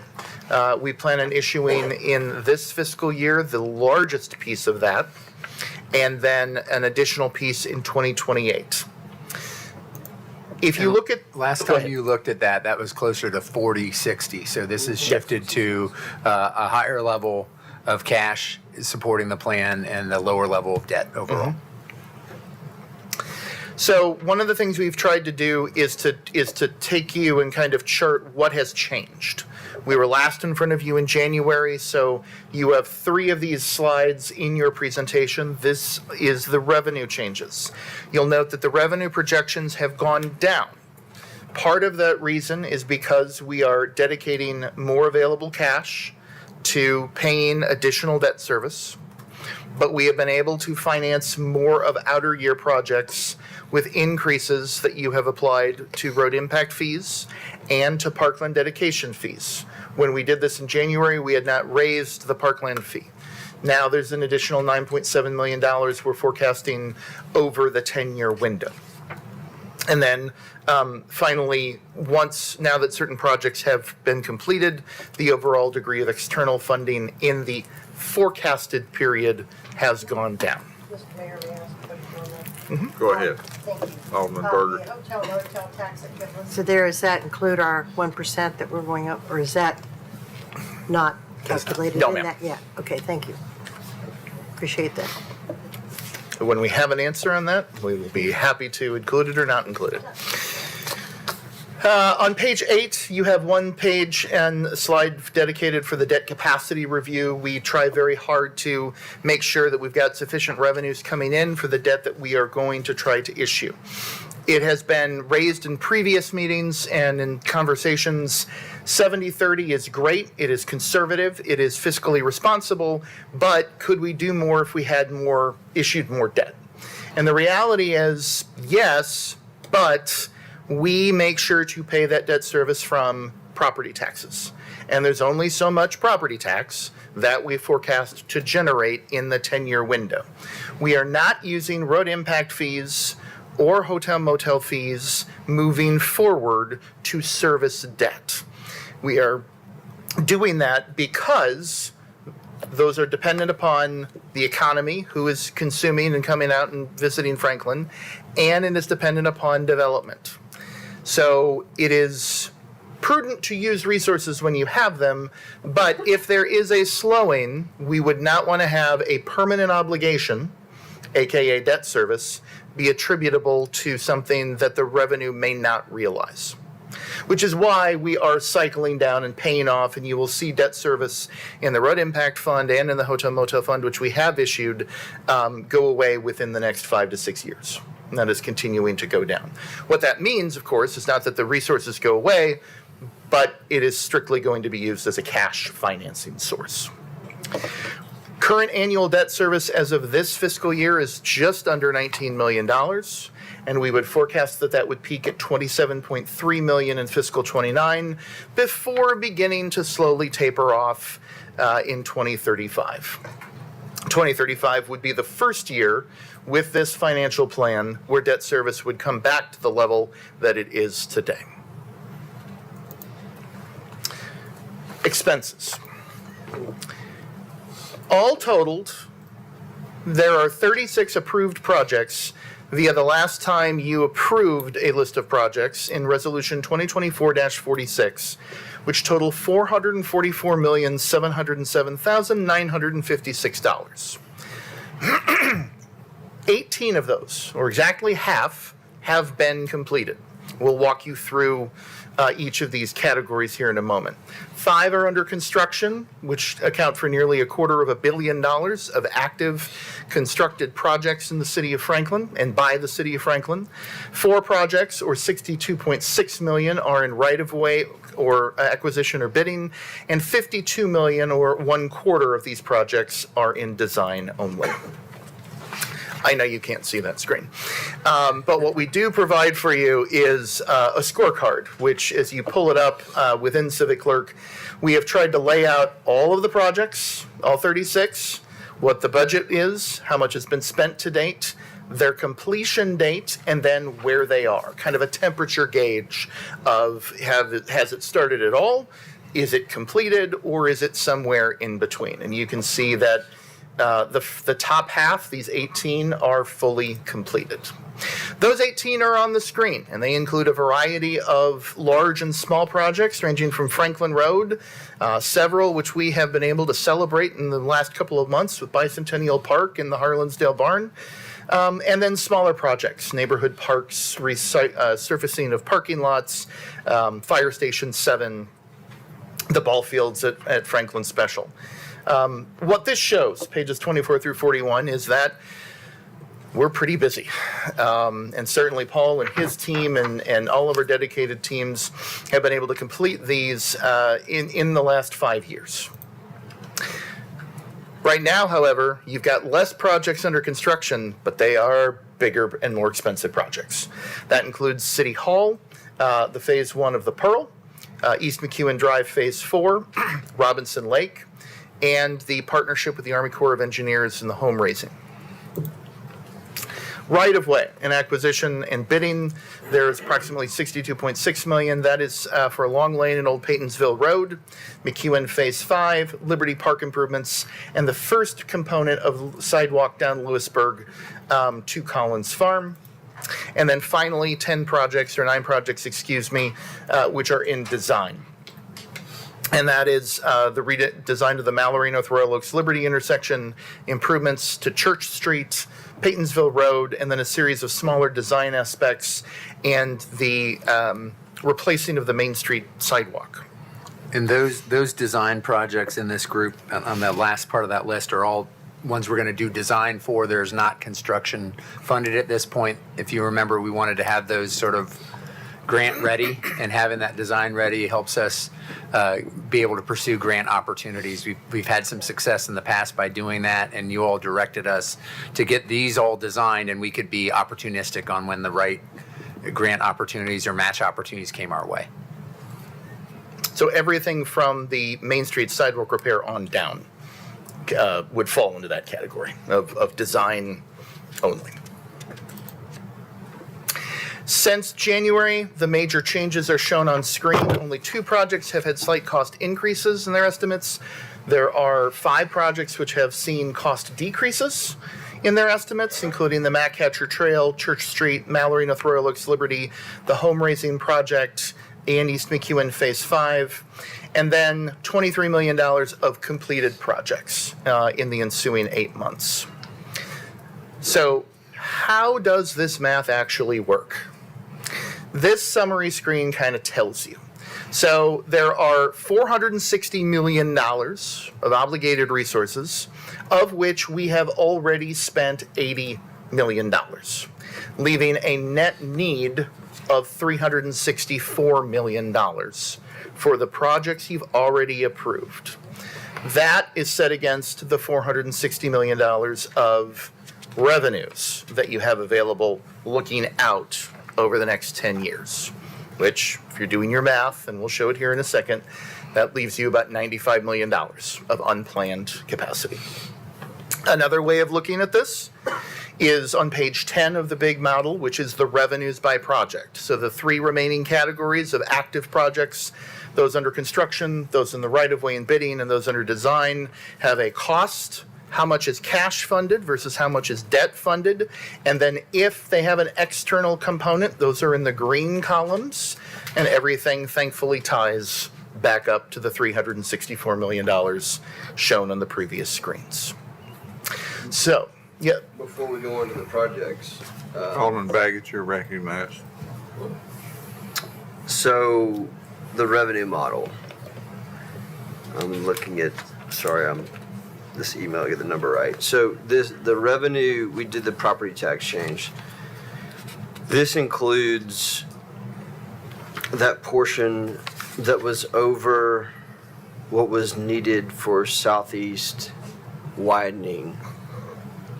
Correct. In this. The funding commitment for Southeast is excluded from the projected. That is correct. We're holding that aside. The 3.4 cents of the increase that you voted in June is nowhere in this model to keep it segregated for Mac Hatcher Southeast. But it does have the penny.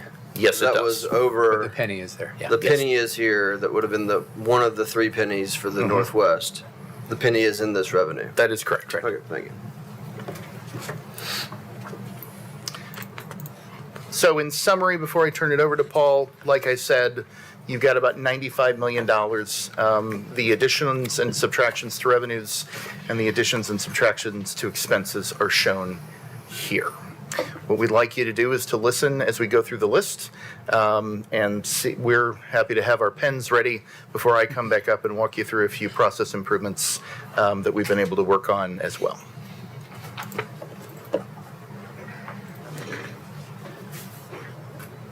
All right, so thank you, Michael. Through all the discussions in the rankings, these are ones that, at least in staff's eyes, seem to stand out and resonate with the board of projects that you would potentially want to move forward with. I'll kind of walk you through each one of them. The Goose Creek Bypass and Carruthers Parkway Extension. My honest opinion on that project is it's probably needed in the next 10 years, and we should wait for a good partnering opportunity to really move forward with that. I've been a part of designs where we get out in front of development and we typically end up having to redesign it anyways and redesign it again. And so I think that's a great project in a high growth area, future high growth area, to still consider reserving some capacity for, to eventually partner with somebody to do it. Again, I don't think there's any single entity out there that's going to be able to afford that project, and it really supports all that existing growth that we've had in the Goose Creek area. The Franklin Road improvements from Mac Hatcher to Mallory Station, what that cost represents is really 2 northbound lanes and 1 southbound lane. We would consider taking it through Mallory Station Road just to get it through the intersection, but there would be no curb and gutter associated with that. There would be no sidewalk improvements. It's simply, how do we get more capacity in the short term without investing a tremendous amount of local money on a state route? So you may remember this had been a $42 million more complete road improvement. We had a discussion a month or so ago where we looked at a short-term option. This is that short-term option that we're just getting some capacity at a choke point that'll help that intersection work better, and that that area up to Mallory Station have more capacity, especially on the northbound in particular. So this is a response. It's not ideal. It is an improvement on a state route, but it buys us some short-term capacity, and this is a byproduct of that discussion with you about an alternative. Alderman Barnhill, you had a question? I think maybe the discussion's probably already answered my question. But, I look at this and I see, so we're moving a bottleneck then from McHatcher and Franklin Road. We're moving it to Franklin Road and Mallory Station. And you still got less than a half a mile that it bottlenecks back down into 2 lanes, and then it gets to Gateway Village and it goes back out and comes back out into a 5-lane. I understand we've got funding here and we've got funding for something else, but I still think we need to look at that from McHatcher to Gateway Village, and that needs to be an outlet and an inlet for traffic coming into Franklin, which is where we're bottlenecked right now. We have no 5-lane, we have no entrance exit out of Franklin now that gets us out. And then we spent on Franklin Road from the bridge out half a mile, whatever it was, a lot of money, but we made a lot of nice looking improvements, but we didn't make the capacity improvements that I think we should have made. So that's just a thought. If this is in here, this would probably help. We've said that we need a turn lane there on, I guess it's South Barriers Chapel, or a stacking lane or something other, and this right here would probably get some of that done. But to just halfway do this is probably not the best plan that we've got. And we could certainly continue to look at different scenarios if Franklin Road is selected. And that's what I was going to say about all these projects is. Would be willing to participate. That's a state road. Looks like they would be willing to. Yeah. Thought that about a lot of things. Yeah. Unless it gets funded through the MDO, it's not in the 10-year plan. Hey, we've got state senators, we've got state representatives. Where are they on this particular instance, and where are they? You've got the city of Franklin and Williamson County generating tax dollars that will exceed half the counties in southern Middle Tennessee put together, excluding Murray County. So I don't understand why that, and we go to them and we say we're working on it. Doesn't seem to be as if we're getting a heck of a lot done on that. But that's just my comment and my observation for the times that we are looking at these things right here. But it really doesn't make sense to go ahead and tear up the road and then put it back together. And then we've still got a bottleneck from Mallory Station on to Gateway Village, and then it unbottles. There's a graph that I saw that might partially answer your question, and that is that the revenue for the state for maintenance and building new roads is about $1.3 billion a year. The capital project needs for the state on the graph that the commissioner showed is $38 billion with a plus. And his comment was the plus is probably twice as much. And we have a funding problem in the state of Tennessee as far as funding state roads. And that's something that's where the pressure need to be applied as our General Assembly to find those other resources to help fund our roads. And just to give you a little further context on that, there were 9 partnership program projects approved in the entire state. Southeast McHatcher was one of them. So we had to pull out all the stops to just get one of 9. Our ability, and we continue to pursue these are on regional transportation plans and priorities. Franklin Road is identified, Northwest McHatcher is identified, the Murfreesboro interchange, all identified. It's this choke point of enough funding capacity at the state level.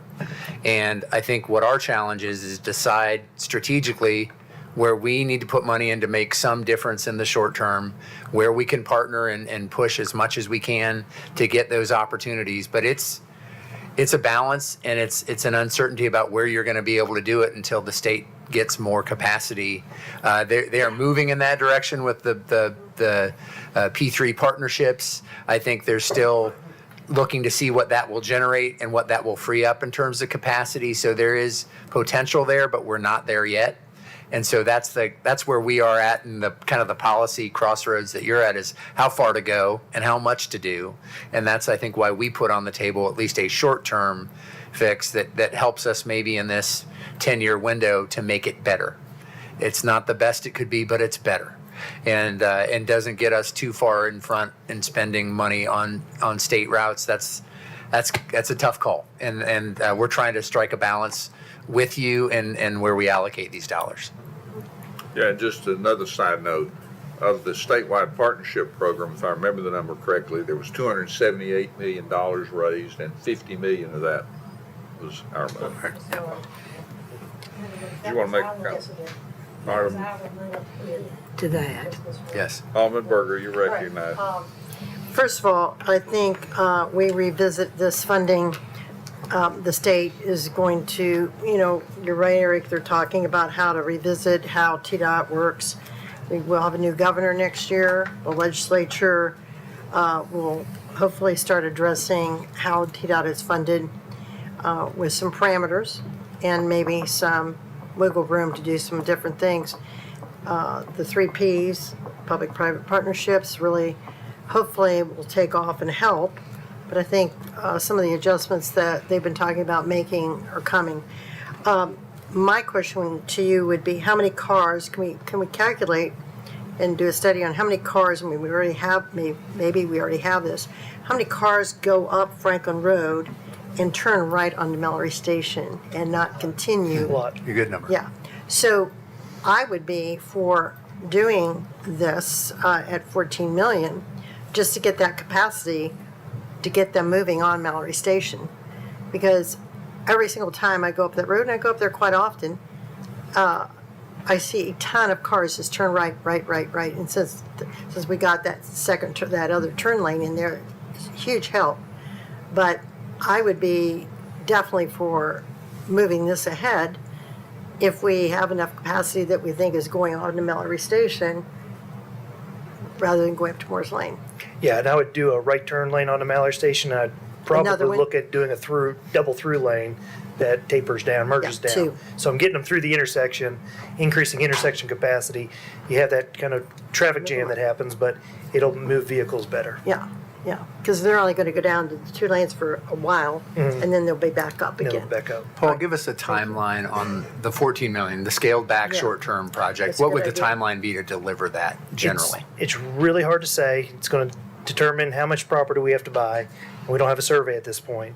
I would say in between 3 to 5 years, 3 is being extremely aggressive.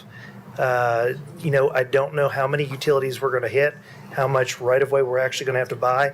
The good news is, since we're not doing curb and gutter, the biggest struggle we have with curb and gutter is the second you go to put your storm in the ground, you're having to move the water line, which means you're moving the sewer and the gas, and that coordination takes a long time, and then the acquisition of properties. But if we stayed on one side, I think 3 to 5 would be achievable if we're pushing that project as fast as we can Alderman Brown. to get to construction. First of all, Alderman Barnhill at the top of my Christmas card list with that plea for Franklin Road. Thank you, sir. There was actually an accident there today, actually, at that intersection, and continues to be some. So at Mallory and Franklin Road. So it is a critical area. We saw double-digit growth in that once Magcatcher Northwest opened. We saw a lot of traffic diverting that way. So just my question is on the 14 that's there on that improvement. I'm with you. I'd love to see the whole way, but anything right now would be helpful. How the development going in on South Berry's chat, we talked about turn lanes and them having some improvements. Is that contemplating any of their improvements as part of that? Or is that separate of what we're already going to have them do for the Sheridan? It's included. It's So, included Yeah, there. I mean, they're So doing ideally, you're trying to jump on top of that too, right? jump on top of it. Yeah. The improvements they're doing is very basic. It's a milling, overlay, and a striping. Okay. So it's not a huge benefit to us. So this 14 million, we're going to basically redo it. Oh, gotcha. Okay. So if this gets funded, honestly, I would probably try to work with the developer to not have to do that. Not do that, yeah. Yeah, it'd be a waste of money. Yeah, Mayor. Alderman Baggett. So I agree with Alderman Barnhill. It does seem a little bit ridiculous that we're doing this 14 million and can't go all the way. But the public needs to understand that the reality is, and it's like this on a lot of these roads, is that the option is do something or have the same thing for 10 years. And you just mentioned that, Eric, is this 10-year window. Now, maybe, the state figures it out in the next 5 years and they figure out some way to fund the other $50 billion worth of roads, or whatever it is, the number of the plus is, maybe they figure it out. They're going to be getting a lot of pressure from a lot of people. But I still think, so is any of this going to be throwaway? Would it be throwaway if that was ever funded, do you think? I mean, a little bit of it's always going to be throwaway if you're coming back and redoing it, but the vast majority of it is not, no. So I drive that road every morning. And if you go coming from the south, and if you go, I would think though, if you just went past Legends, if you got 2 lanes, because the bottleneck's there honestly, if those apartments weren't there and people leaving at 8 o'clock in the morning, you wouldn't have people. I mean, that's when that light stops and to let the people out of Legends. Yeah. And those the apartments, and you go right and left, it stops up, it doesn't time up, or maybe it is timed up, but there's just a lot of flow.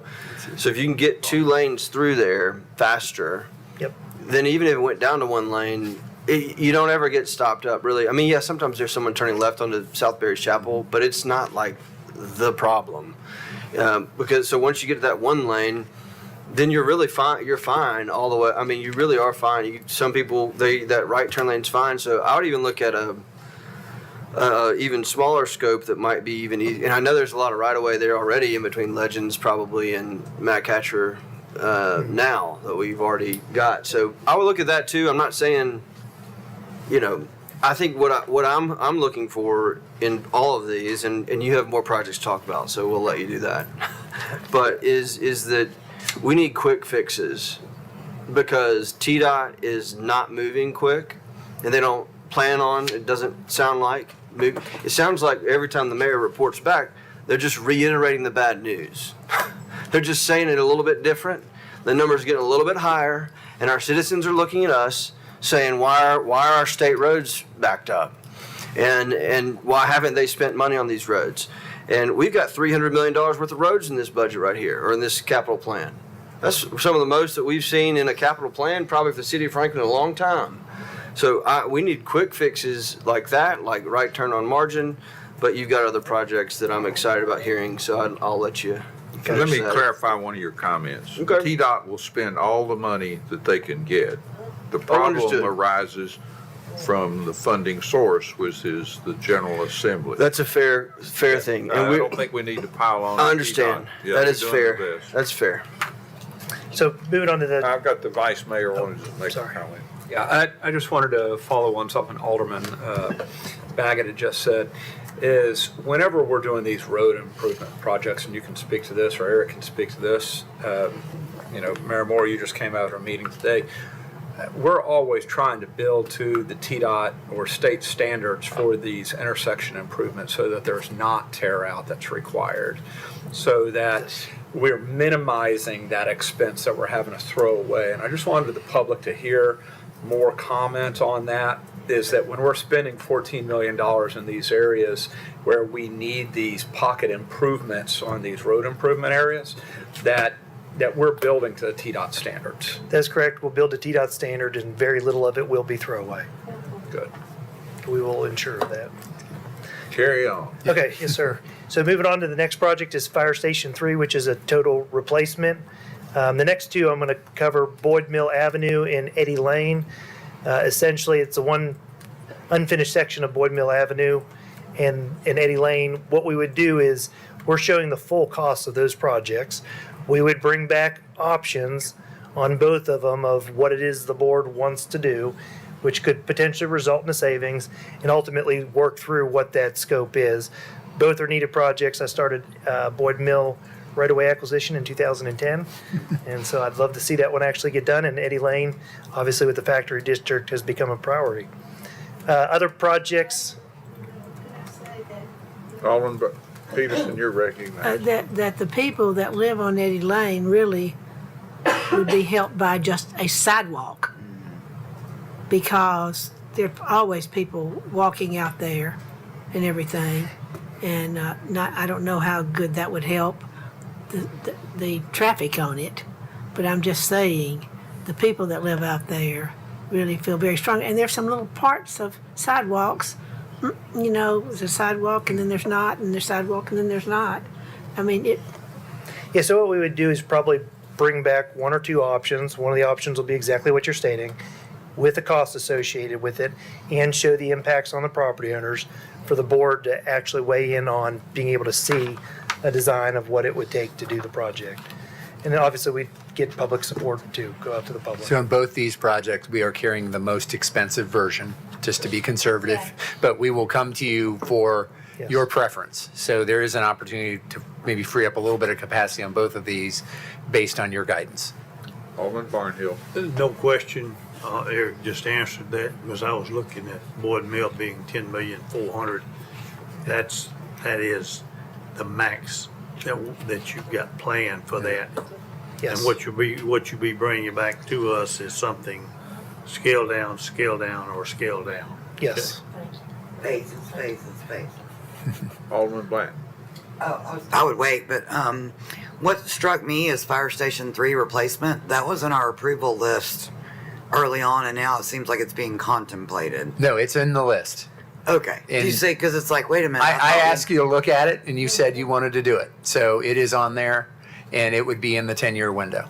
Okay. I was Yeah. like, wait a minute, this is presented as if it's a possible, but I thought we all agreed. We that just was a hadn't loaded it in. necessity. You've got a couple of these that your prioritization's fairly clearly identified, but they hadn't been in the, this is the difference between what you approved in 24 to now. And So, so, but it's because it's pretty a well replacement, endorsed. it cannot be facilities. Exactly. Okay. Next project is the Mac Hatcher Parkway and Hillsborough Road intersection project. This is essentially trying to get another westbound lane through Hillsborough Road and utilizing the existing bridge. We believe that TDOT will approve the concept that we've presented to them. This one can be done fairly quickly, very little utility relocation, no right-of-way acquisition. So I would say that we would hopefully push this 8 months to a year, try to get that project out to bid, should it be funded. And the last one is South Margin Street at Fifth Avenue intersection, which this would fund the actual construction and signalization of that intersection. Would any future development at Brownland Farm help reduce that Mac Hatcher Hillsborough Road price? No, and I mean, I've talked to Craig Gamble a few times about it, and if their development were to get out in front of us approving a CIP and voting, we would contemplate doing a road impact fee offset agreement, and at the end of the day, one of us will get there first. But right now, I'm thinking that we're moving ahead of them. Alderman Brown. Does the Mac Hatcher Hillsborough, are you also looking at the Del Rio coming this way, or is that just going just the Mac Hatcher At the Hillsborough. intersection. Just at that intersection? To help that intersection work Okay, better. which is great because it stacks up all the way to Spencer. So yeah, Yes. no problem. Yeah. Alderman Baggett. We also and Adam did that y'all did that made that intersection go from to, do you remember what level it went to? I don't have it off the top of my head, but It was like a B. It's a pretty good improvement. it was a good improvement. A or B. Yeah, It was big was improvement. significant. All right, I think that's got to get done, and as quickly as possible. Yeah. And I really don't, if the right of way's there, and it's this, I mean, if it's TDOT that's holding us up on that one, I mean, that's when people are sitting in big long queues every day, and if it's really something that we can expedite, whatever resources we have to get moving quickly on it. That one could go pretty quick to get to construction. I'd actually probably go back to the original designer, and the design's not even that old, so they could quickly refresh it, check the survey, and it could go fast. And South Margin wasn't what I've seen, it was a million and some change, right? Yeah, there's two different estimates out there. This is probably more realistic at this point, Okay. so I would stick with this number. Just because we're anticipating right-of-way acquisition to be pretty expensive, and we're still figuring out some of the utilities. Alderman Berger. What do you have planned there at that intersection? It's just signalization is all that's planned, and we're doing some sidewalk improvements and some storm drainage improvements. And I'm hoping to avoid the water. Sounds expensive. Yeah, the right-of-way in downtown Franklin is extremely expensive.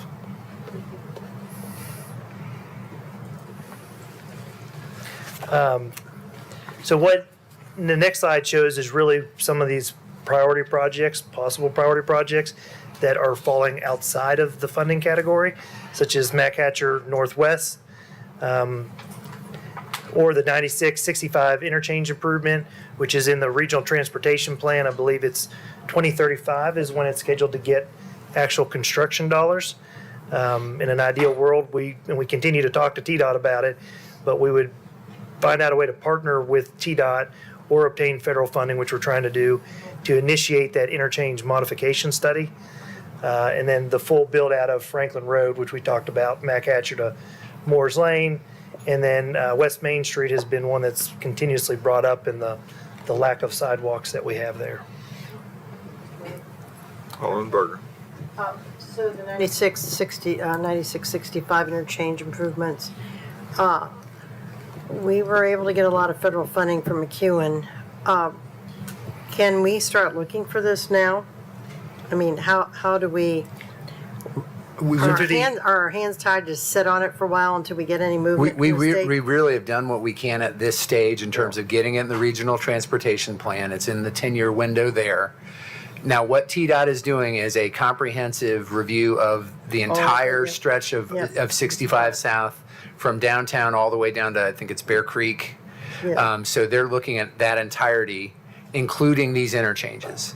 And it's what they call a PEL study, planning environmental, can't remember the L, whatever the L stands for, sorry.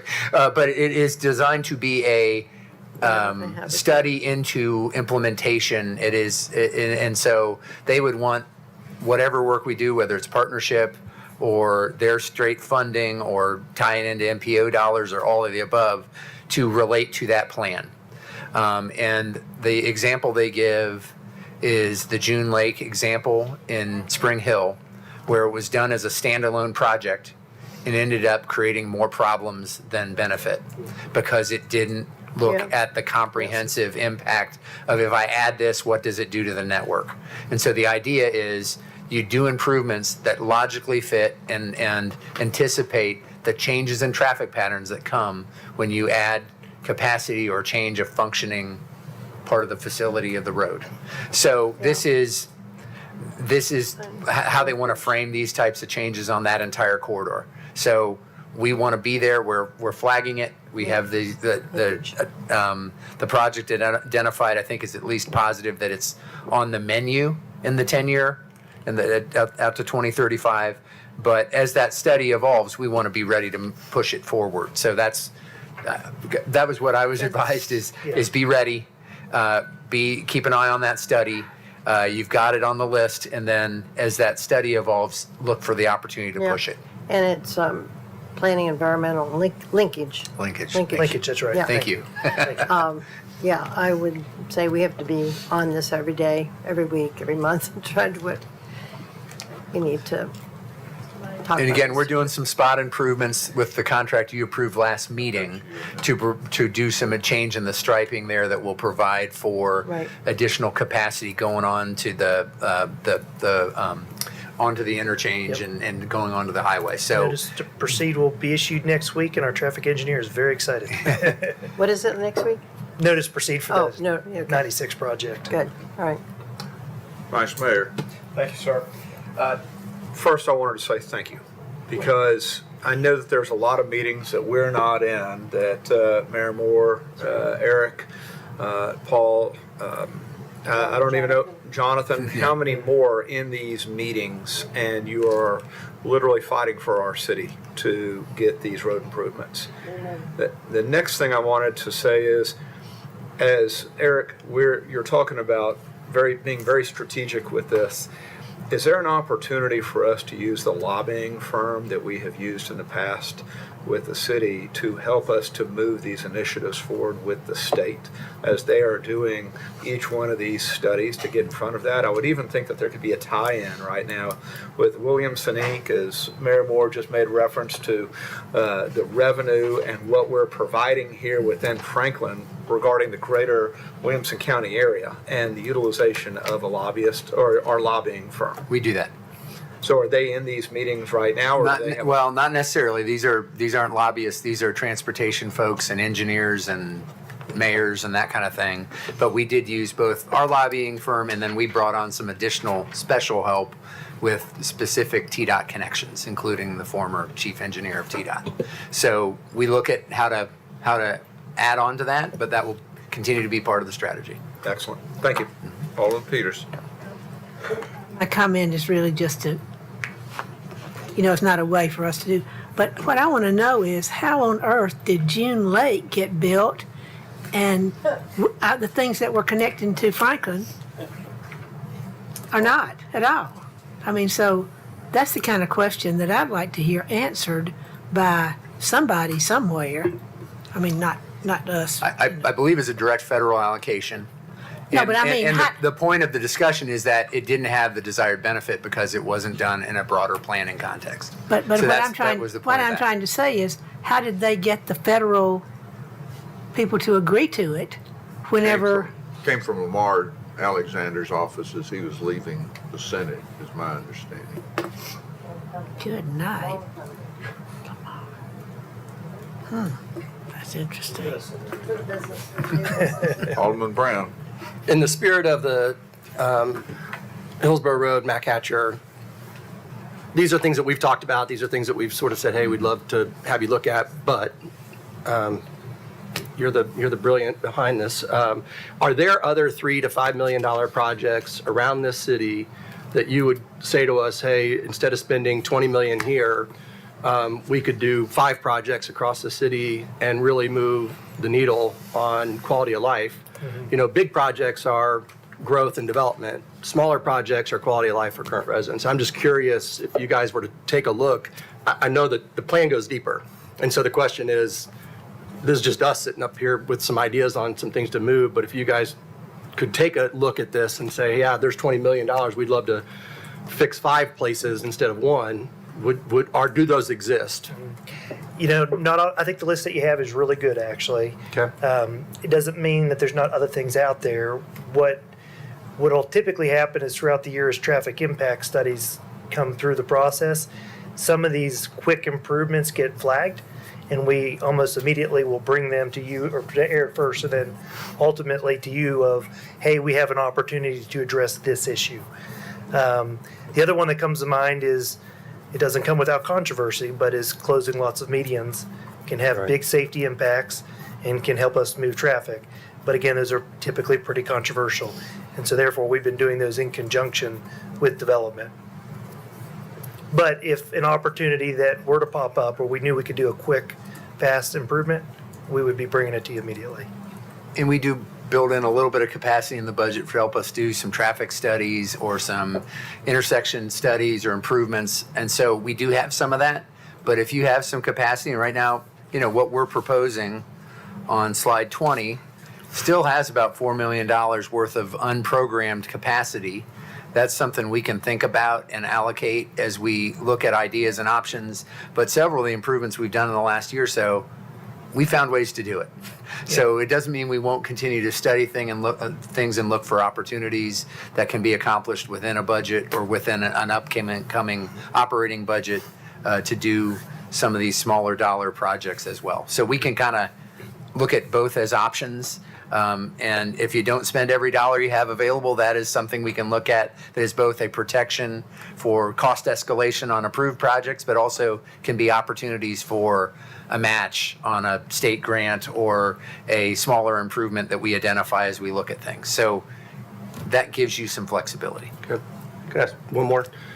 Where does Mallory Cool Springs 65 fit in? Is that, we have no role in that, or is that all being done by the Cool Springs Galleria? Because that was a pretty massive element, and it's just not here, so I didn't know if that falls elsewhere. Yeah, so right now, we're going to do that in partnership with the mall. Okay.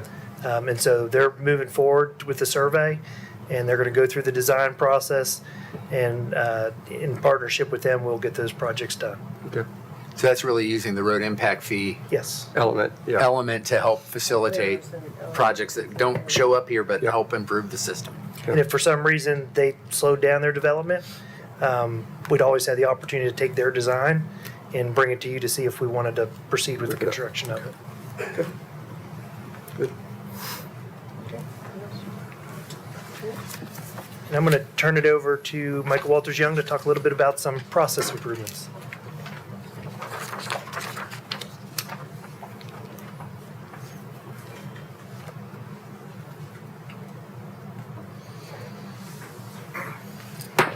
I'm going to bounce up and down here for a second.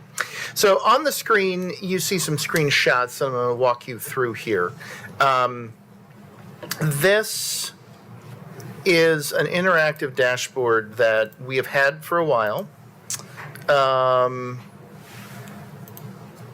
But we have worked with IT and engineering in the Office of Budget and Performance to make sure that all of the approved projects on the capital investment plan for the 10 years are what you see on the screen now.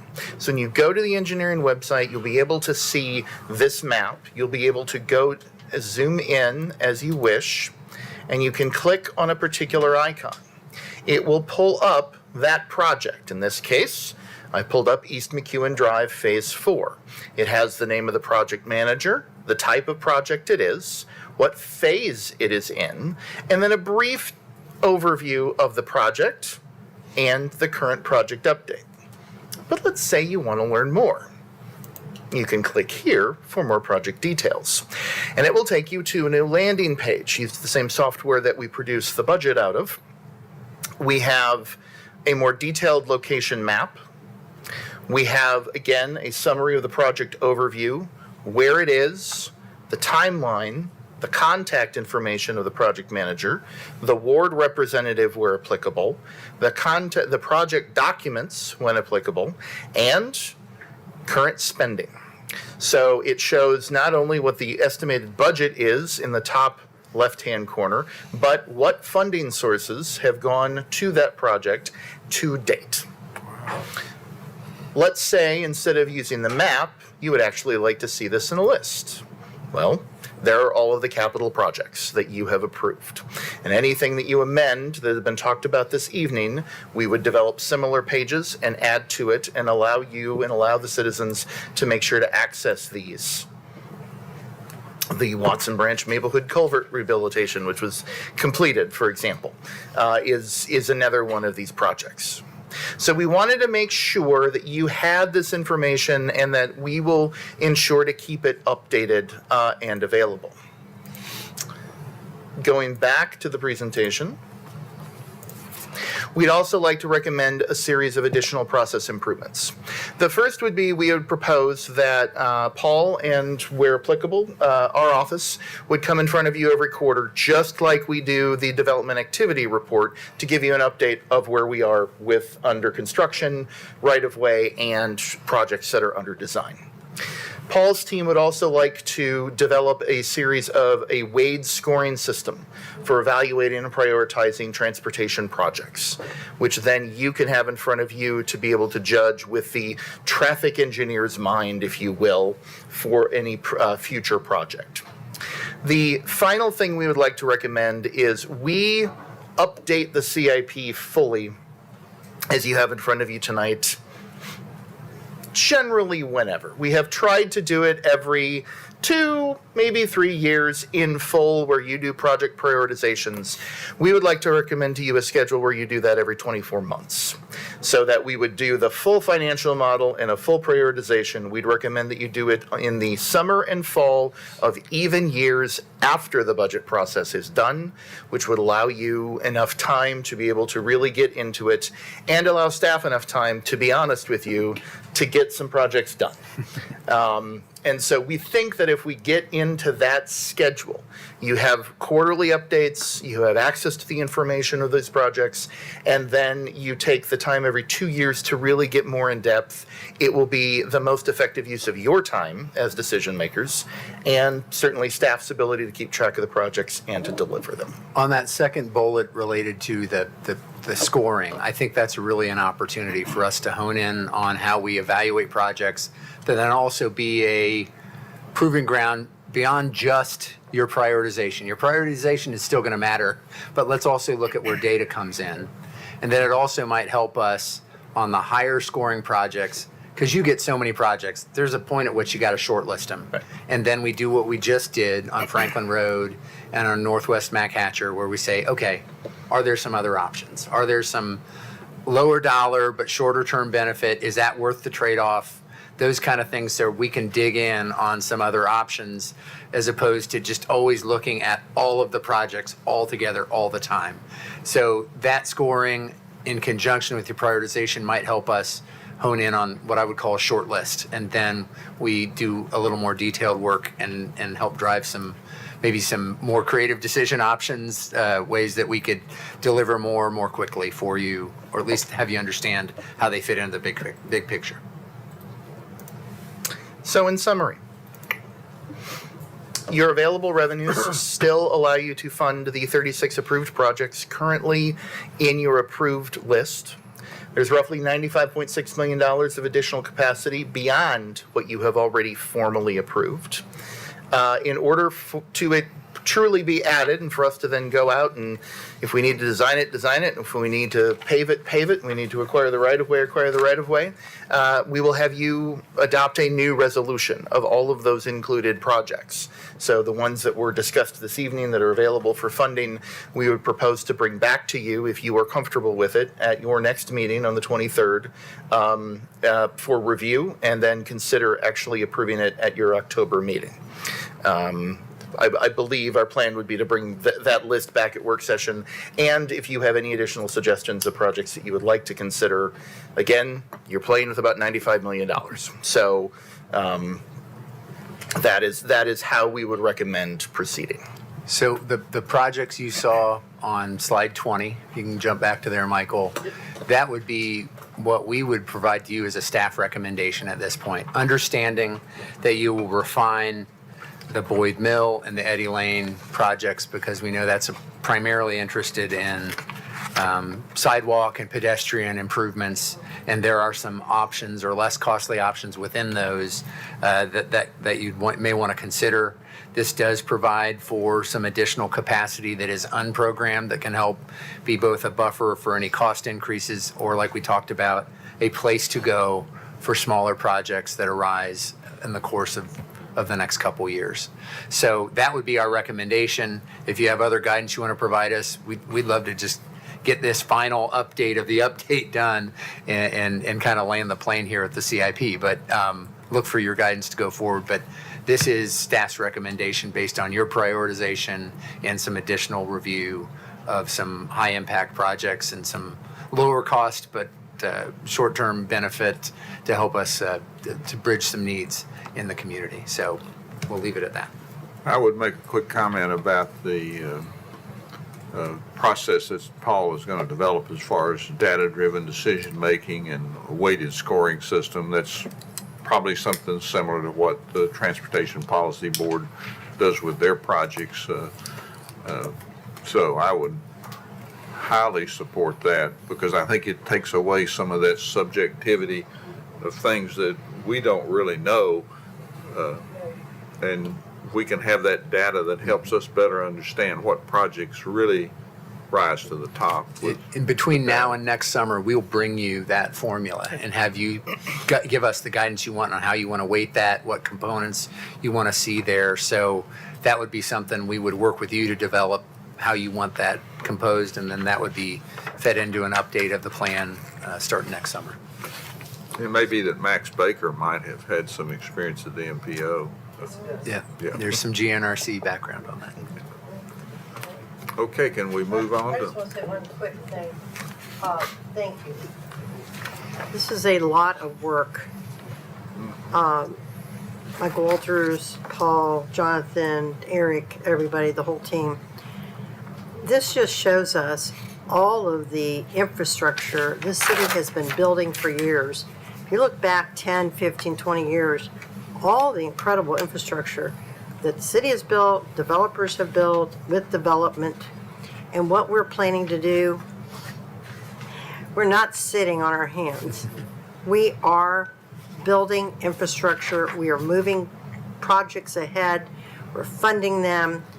I think we're being extremely cautious and also assertive in still moving ahead on these projects. So for anyone to sit out here and say infrastructure is not being addressed, that is not true. We are really tackling this, and it's because of good planning. It's because of leadership, Mr. Mayor and Eric and our team on finance, budget, engineering, all those teams that work together. And I just want to say thank you, because this is a heck of a lot of work, and we got a lot of work ahead. Thank you. Here's your soundbite for the night. We have $250 million of projects under construction today. $250 million.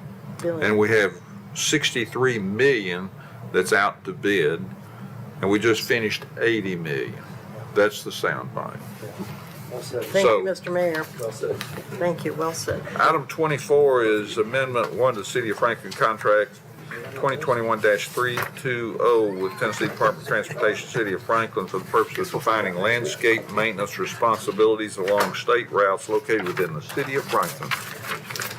This is something actually worked on by Jerry Hatcher and Derek McCord, and essentially it's revising the maintenance agreement associated with Mac Hatcher Parkway, where Southern Land would like to take on the portion south of 96. We have to enter into an agreement with TDOT, and Jerry and Derek are going to bring back an agreement between us and Southern Land at a date to be determined. Okay, we're going to now go to 25, which is ordinance 2025-45 to amend ordinance 2003-52 to modify assistance for low-income elderly residents for the City of Franklin. So I'd like to get out here before 7. Sure. Actually, we'd had some questions about this recently from both Alderman Brown and Alderman Baggett, and wanted to walk you through some components related to both the tax relief program and the tax freeze program, with a specific recommendation, especially around looking at what we think would be the most timely and impactful option, which is probably to focus on the relief program. But we'll walk you through that, Christine and Michael, and get your guidance. And this is something we've already drafted an ordinance for, should you want to go down this road. So take it away. Thank you, Eric. We did look at both the property tax relief and the tax freeze program, as you requested at the last meeting.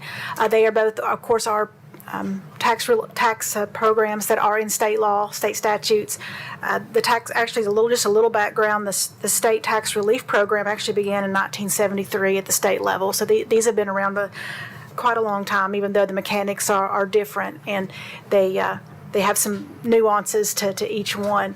The city has been participating, has been matching the tax relief program for some time, since 2003.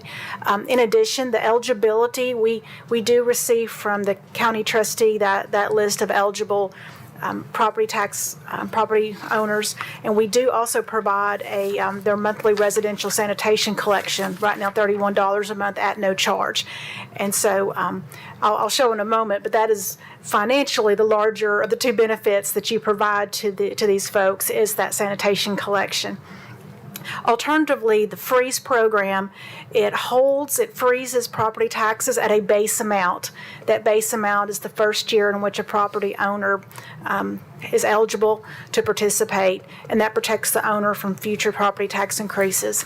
And in just a moment, we're going to have a couple of examples of a sample taxpayer, and sort of look at what what the freeze program would look in different situations. Who is eligible? These are all owner-occupied homes for seniors age 65 or older.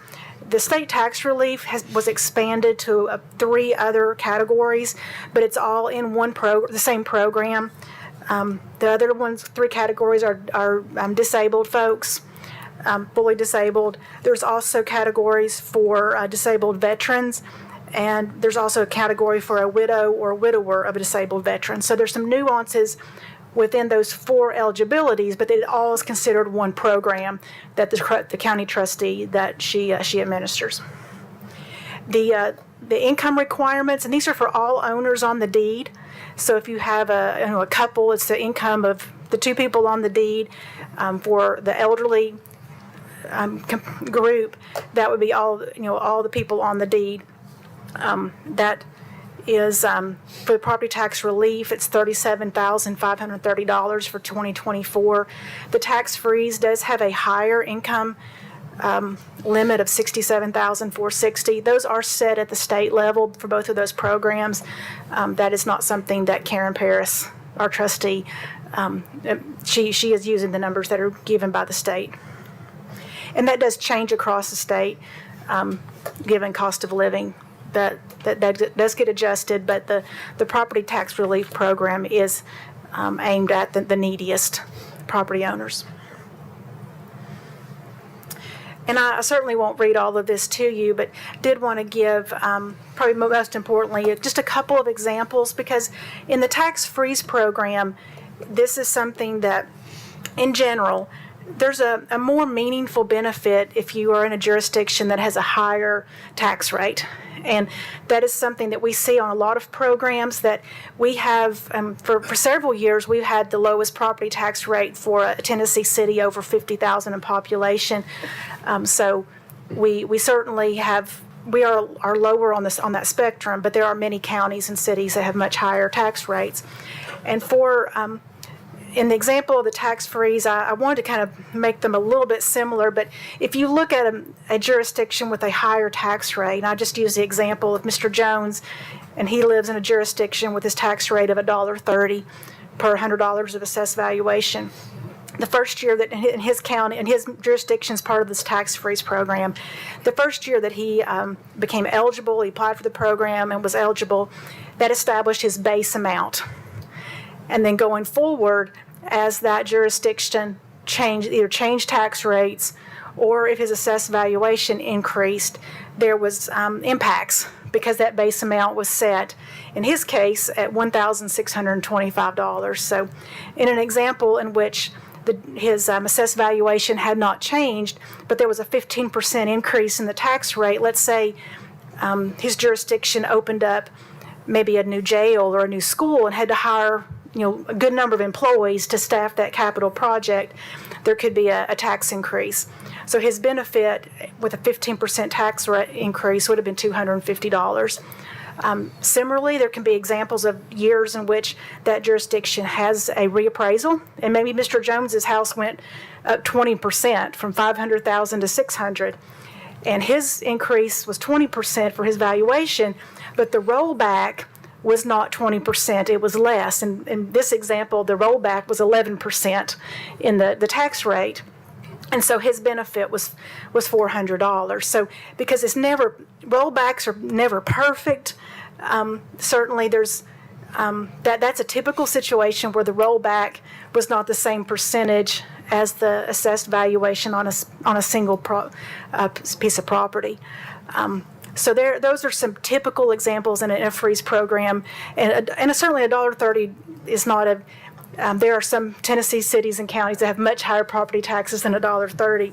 The combined rate in Shelby County and Memphis is actually over $5. So this is a pretty moderate example, but for a jurisdiction with a very small property tax rate, I use the example of a 30-cent valuation, and some similar situations. When you had a property tax increase of about 16 cents, there was a pretty small benefit to the freeze.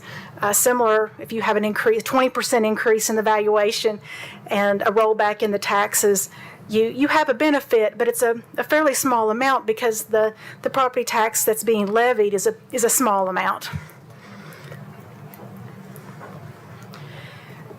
To give you some information about our own tax freeze program for tax year 24, Karen Paris, our trustee, is working on tax year 25 bills right now. She's getting ready to send those out.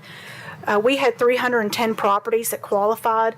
The total credit amount was almost $12,000.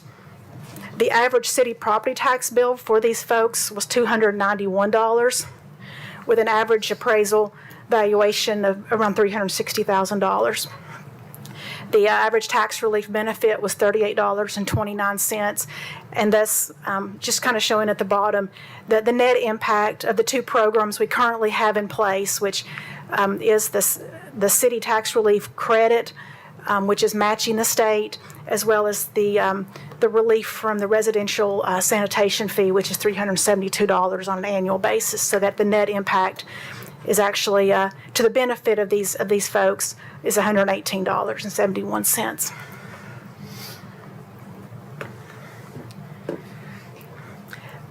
Something that we have talked about with the city administrator has been if there's a desire for an immediate impact to assist the neediest homeowners, the existing relief program is a way to do that. Certainly, it's already in place. You don't have to compare it to a freeze program that you can adopt it in 1 year, but it's going to take time for it to have any benefit, because you'll have to have a tax rate increase or go through a reappraisal process. One or both of those two things have to happen. Certainly, if you go through 2 or 3 or 4 years of not changing your tax rate and your property is not reappraised, that tax bill is the same amount, because there's not been change on either one of those. So if you're looking to do something to assist the neediest of our homeowners in a more immediate fashion, you certainly you may increase the match on that tax relief program that's already in place. If you in this scenario you double that program, and that's something that can be accomplished. We've talking with our internal staff and with the trustee, we found that could be done in fiscal year 2026 if you would like to do that. But that would show a greater net impact to these folks, which is doubling the $38 that the state tax credit is on average. But these are not significant credits, because these are folks that we do have low tax rates, and their properties are not valued tremendously high, even though I'm sure many of them bought their homes many, many years ago, and this is certainly a very important investment to them. So I believe that's the last one. The other component of that is the application is still open for folks to apply for this program, for the relief program. It's open till the 1st of April. I believe it's so people April, still can- first week of April is when. Can still get onto the relief program through this early spring. And property taxes are due February 28th, and they still have till the 1st of, it is a credit program. The state's is a credit, the local program is a credit, so they do have a significant amount of time to apply for the relief program. Mayor, Go ahead, Alderman Baggett. I want to make this quick and easy because I think you've given us a lot of scenarios and it's great. I think it's good for everyone here. What are our options? What are our options to change? We brought forward, we wanted to have the freeze and the other thing that was allowable that we were not doing, tax relief, that the county is doing, that we are not doing. I kind of conceptually understand, but what is the ordinance written right now that you said? It's to increase the relief, because that's what you can do immediately. The two times. The freeze benefit won't really kick in till rates are increased or revaluation happens in 4 years. But why can't we just do it? You need to decide to do it, but you won't accrue any benefit to anyone until you do it. I would suggest what's going to happen do is it. we're going to forget. I would suggest you do it as part of your budget process. In the budget process? Yes, 'cause there's not going to be any difference, but I think that's a more appropriate way to do it, because it would come into play. You're probably not going to see any discernible benefit for some time, but if you wanted to do it, then that would be something you could integrate into that process and do the relief now, because you could have that benefit in this current fiscal year, and it's a program that is we can already build on and is your neediest seniors, quite frankly. And then this math right here, that's our city tax bill, $291. That is for the folks who are in the program now. Right. Yes. So we're already doing what for them now? You're already relieving them of the sanitation fee. Just the sanitation fee by And itself. you are also giving them a $38 tax credit on average. So you're already matching the state. we're You're not already doing doing relief, and you're doing the sanitation fee relief. But we're not doing the freeze. Is The freeze is the budget. Yeah, and that's not something that's in place yet. And again, you have such a low rate, it's probably not going to be substantial dollars, and it would really only build up over time. So for seniors to get discernible benefit now, the relief is your best path. But we don't have enough time for the freeze to affect, or we'd have to amend the budget. What's Well, the? we actually mechanically, in talking with the trustee, we need to have a freeze put in place at the start of the budget year. Because, So we missed the window there. Yeah. right. But whatever year you put that into, if you decide to put that into place, that first year becomes the base year. And then the I benefit see. will be in the future whenever there's an increases in assessments or a tax rate increase. Okay, thank you. Alderman Brown. And the county now is doubling the tax relief match, right? Didn't they go to a double? I don't think so. They've continued their freeze, but I don't know that they've done anything on relief. I thought they were moving also to double their relief, but I'm very happy to check on that. I'm not aware that they have changed Okay. but I will confirm that. it does seem like it's a small benefit. It seems like a small benefit. It's nominal to what we're trying to accomplish, but I think it could have meaningful benefit to the 300 and some residents that it impacts. So I'd still love to try to move forward on the doubling the match. I think in a year where we just made an increase, it would be a great gesture to those folks. And just the mechanics that we had, as staff had talked about internally and with the trustee would be, we don't want to hold up the trustee from mailing out bills. She's getting ready, and certainly everyone needs to get those bills as soon as possible to plan for February 28th due date. However, should the board, after 3 readings ordinance, decide to increase the match, we will send separate letters. And then the trustee, because people will still be applying through the 1st of April, that we still can affect a change in the relief in this fiscal year. We'll just need to follow up with go ahead and let them get their bills, and then we'll follow up if there's a change, which would be to their benefit. Vice Mayor. Thank you, Mr. Mayor. Christine, could you just remind everybody, the 310 properties that qualify, how they are being informed that they qualify, what we're currently doing right now? They apply. And that is one of the that's one of the many reasons why the program with the trustee is to the benefit of our taxpayers, because applying with the trustee, you apply one place. And when she determines that eligibility, that is for a county program. It's eligibility for the state because they pull off of what the county trustee certifies, and then the city, she actually she administers for us as well. So it is an application.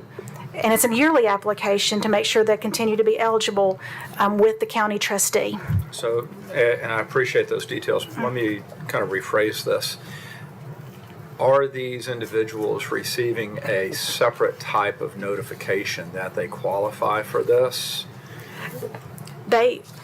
We know who qualified in 2024, but they do apply every year in the process through the county. I guess my concern is if they don't know to apply, I want to know how they're receiving this to support what's being asked here. The notice that comes in the mail that says you qualify for this benefit. They have to apply. But I'm asking, how do they know? They're not. We were able to identify 310 properties right here. So. But those 310 people don't know that they qualify. Oh, yes. These are the people that are in this program already. These are the ones, okay, so these are the ones that are in the Yes. program right now. Okay. They were the 2024 properties that qualified. So we would reach out to those folks. We would also make sure people are aware that they can apply as well if they're not already in the program. And so when we're reaching out to them, we're saying, hey, here's a reminder, you need to, you have an opportunity for this. We would, Yeah, we would notify them of a change in the program, but certainly the county trustee, and also the city has this on our website about this program. It's a state, there's also information with the state about the program, but everyone points folks who are interested to your county trustee. That's available in lots of different places, that the county trustee is, in every county is your place to go. People would have till April 1st to get into the program. Okay, thank you. Any other questions? Ready to adjourn? See you in 10 minutes.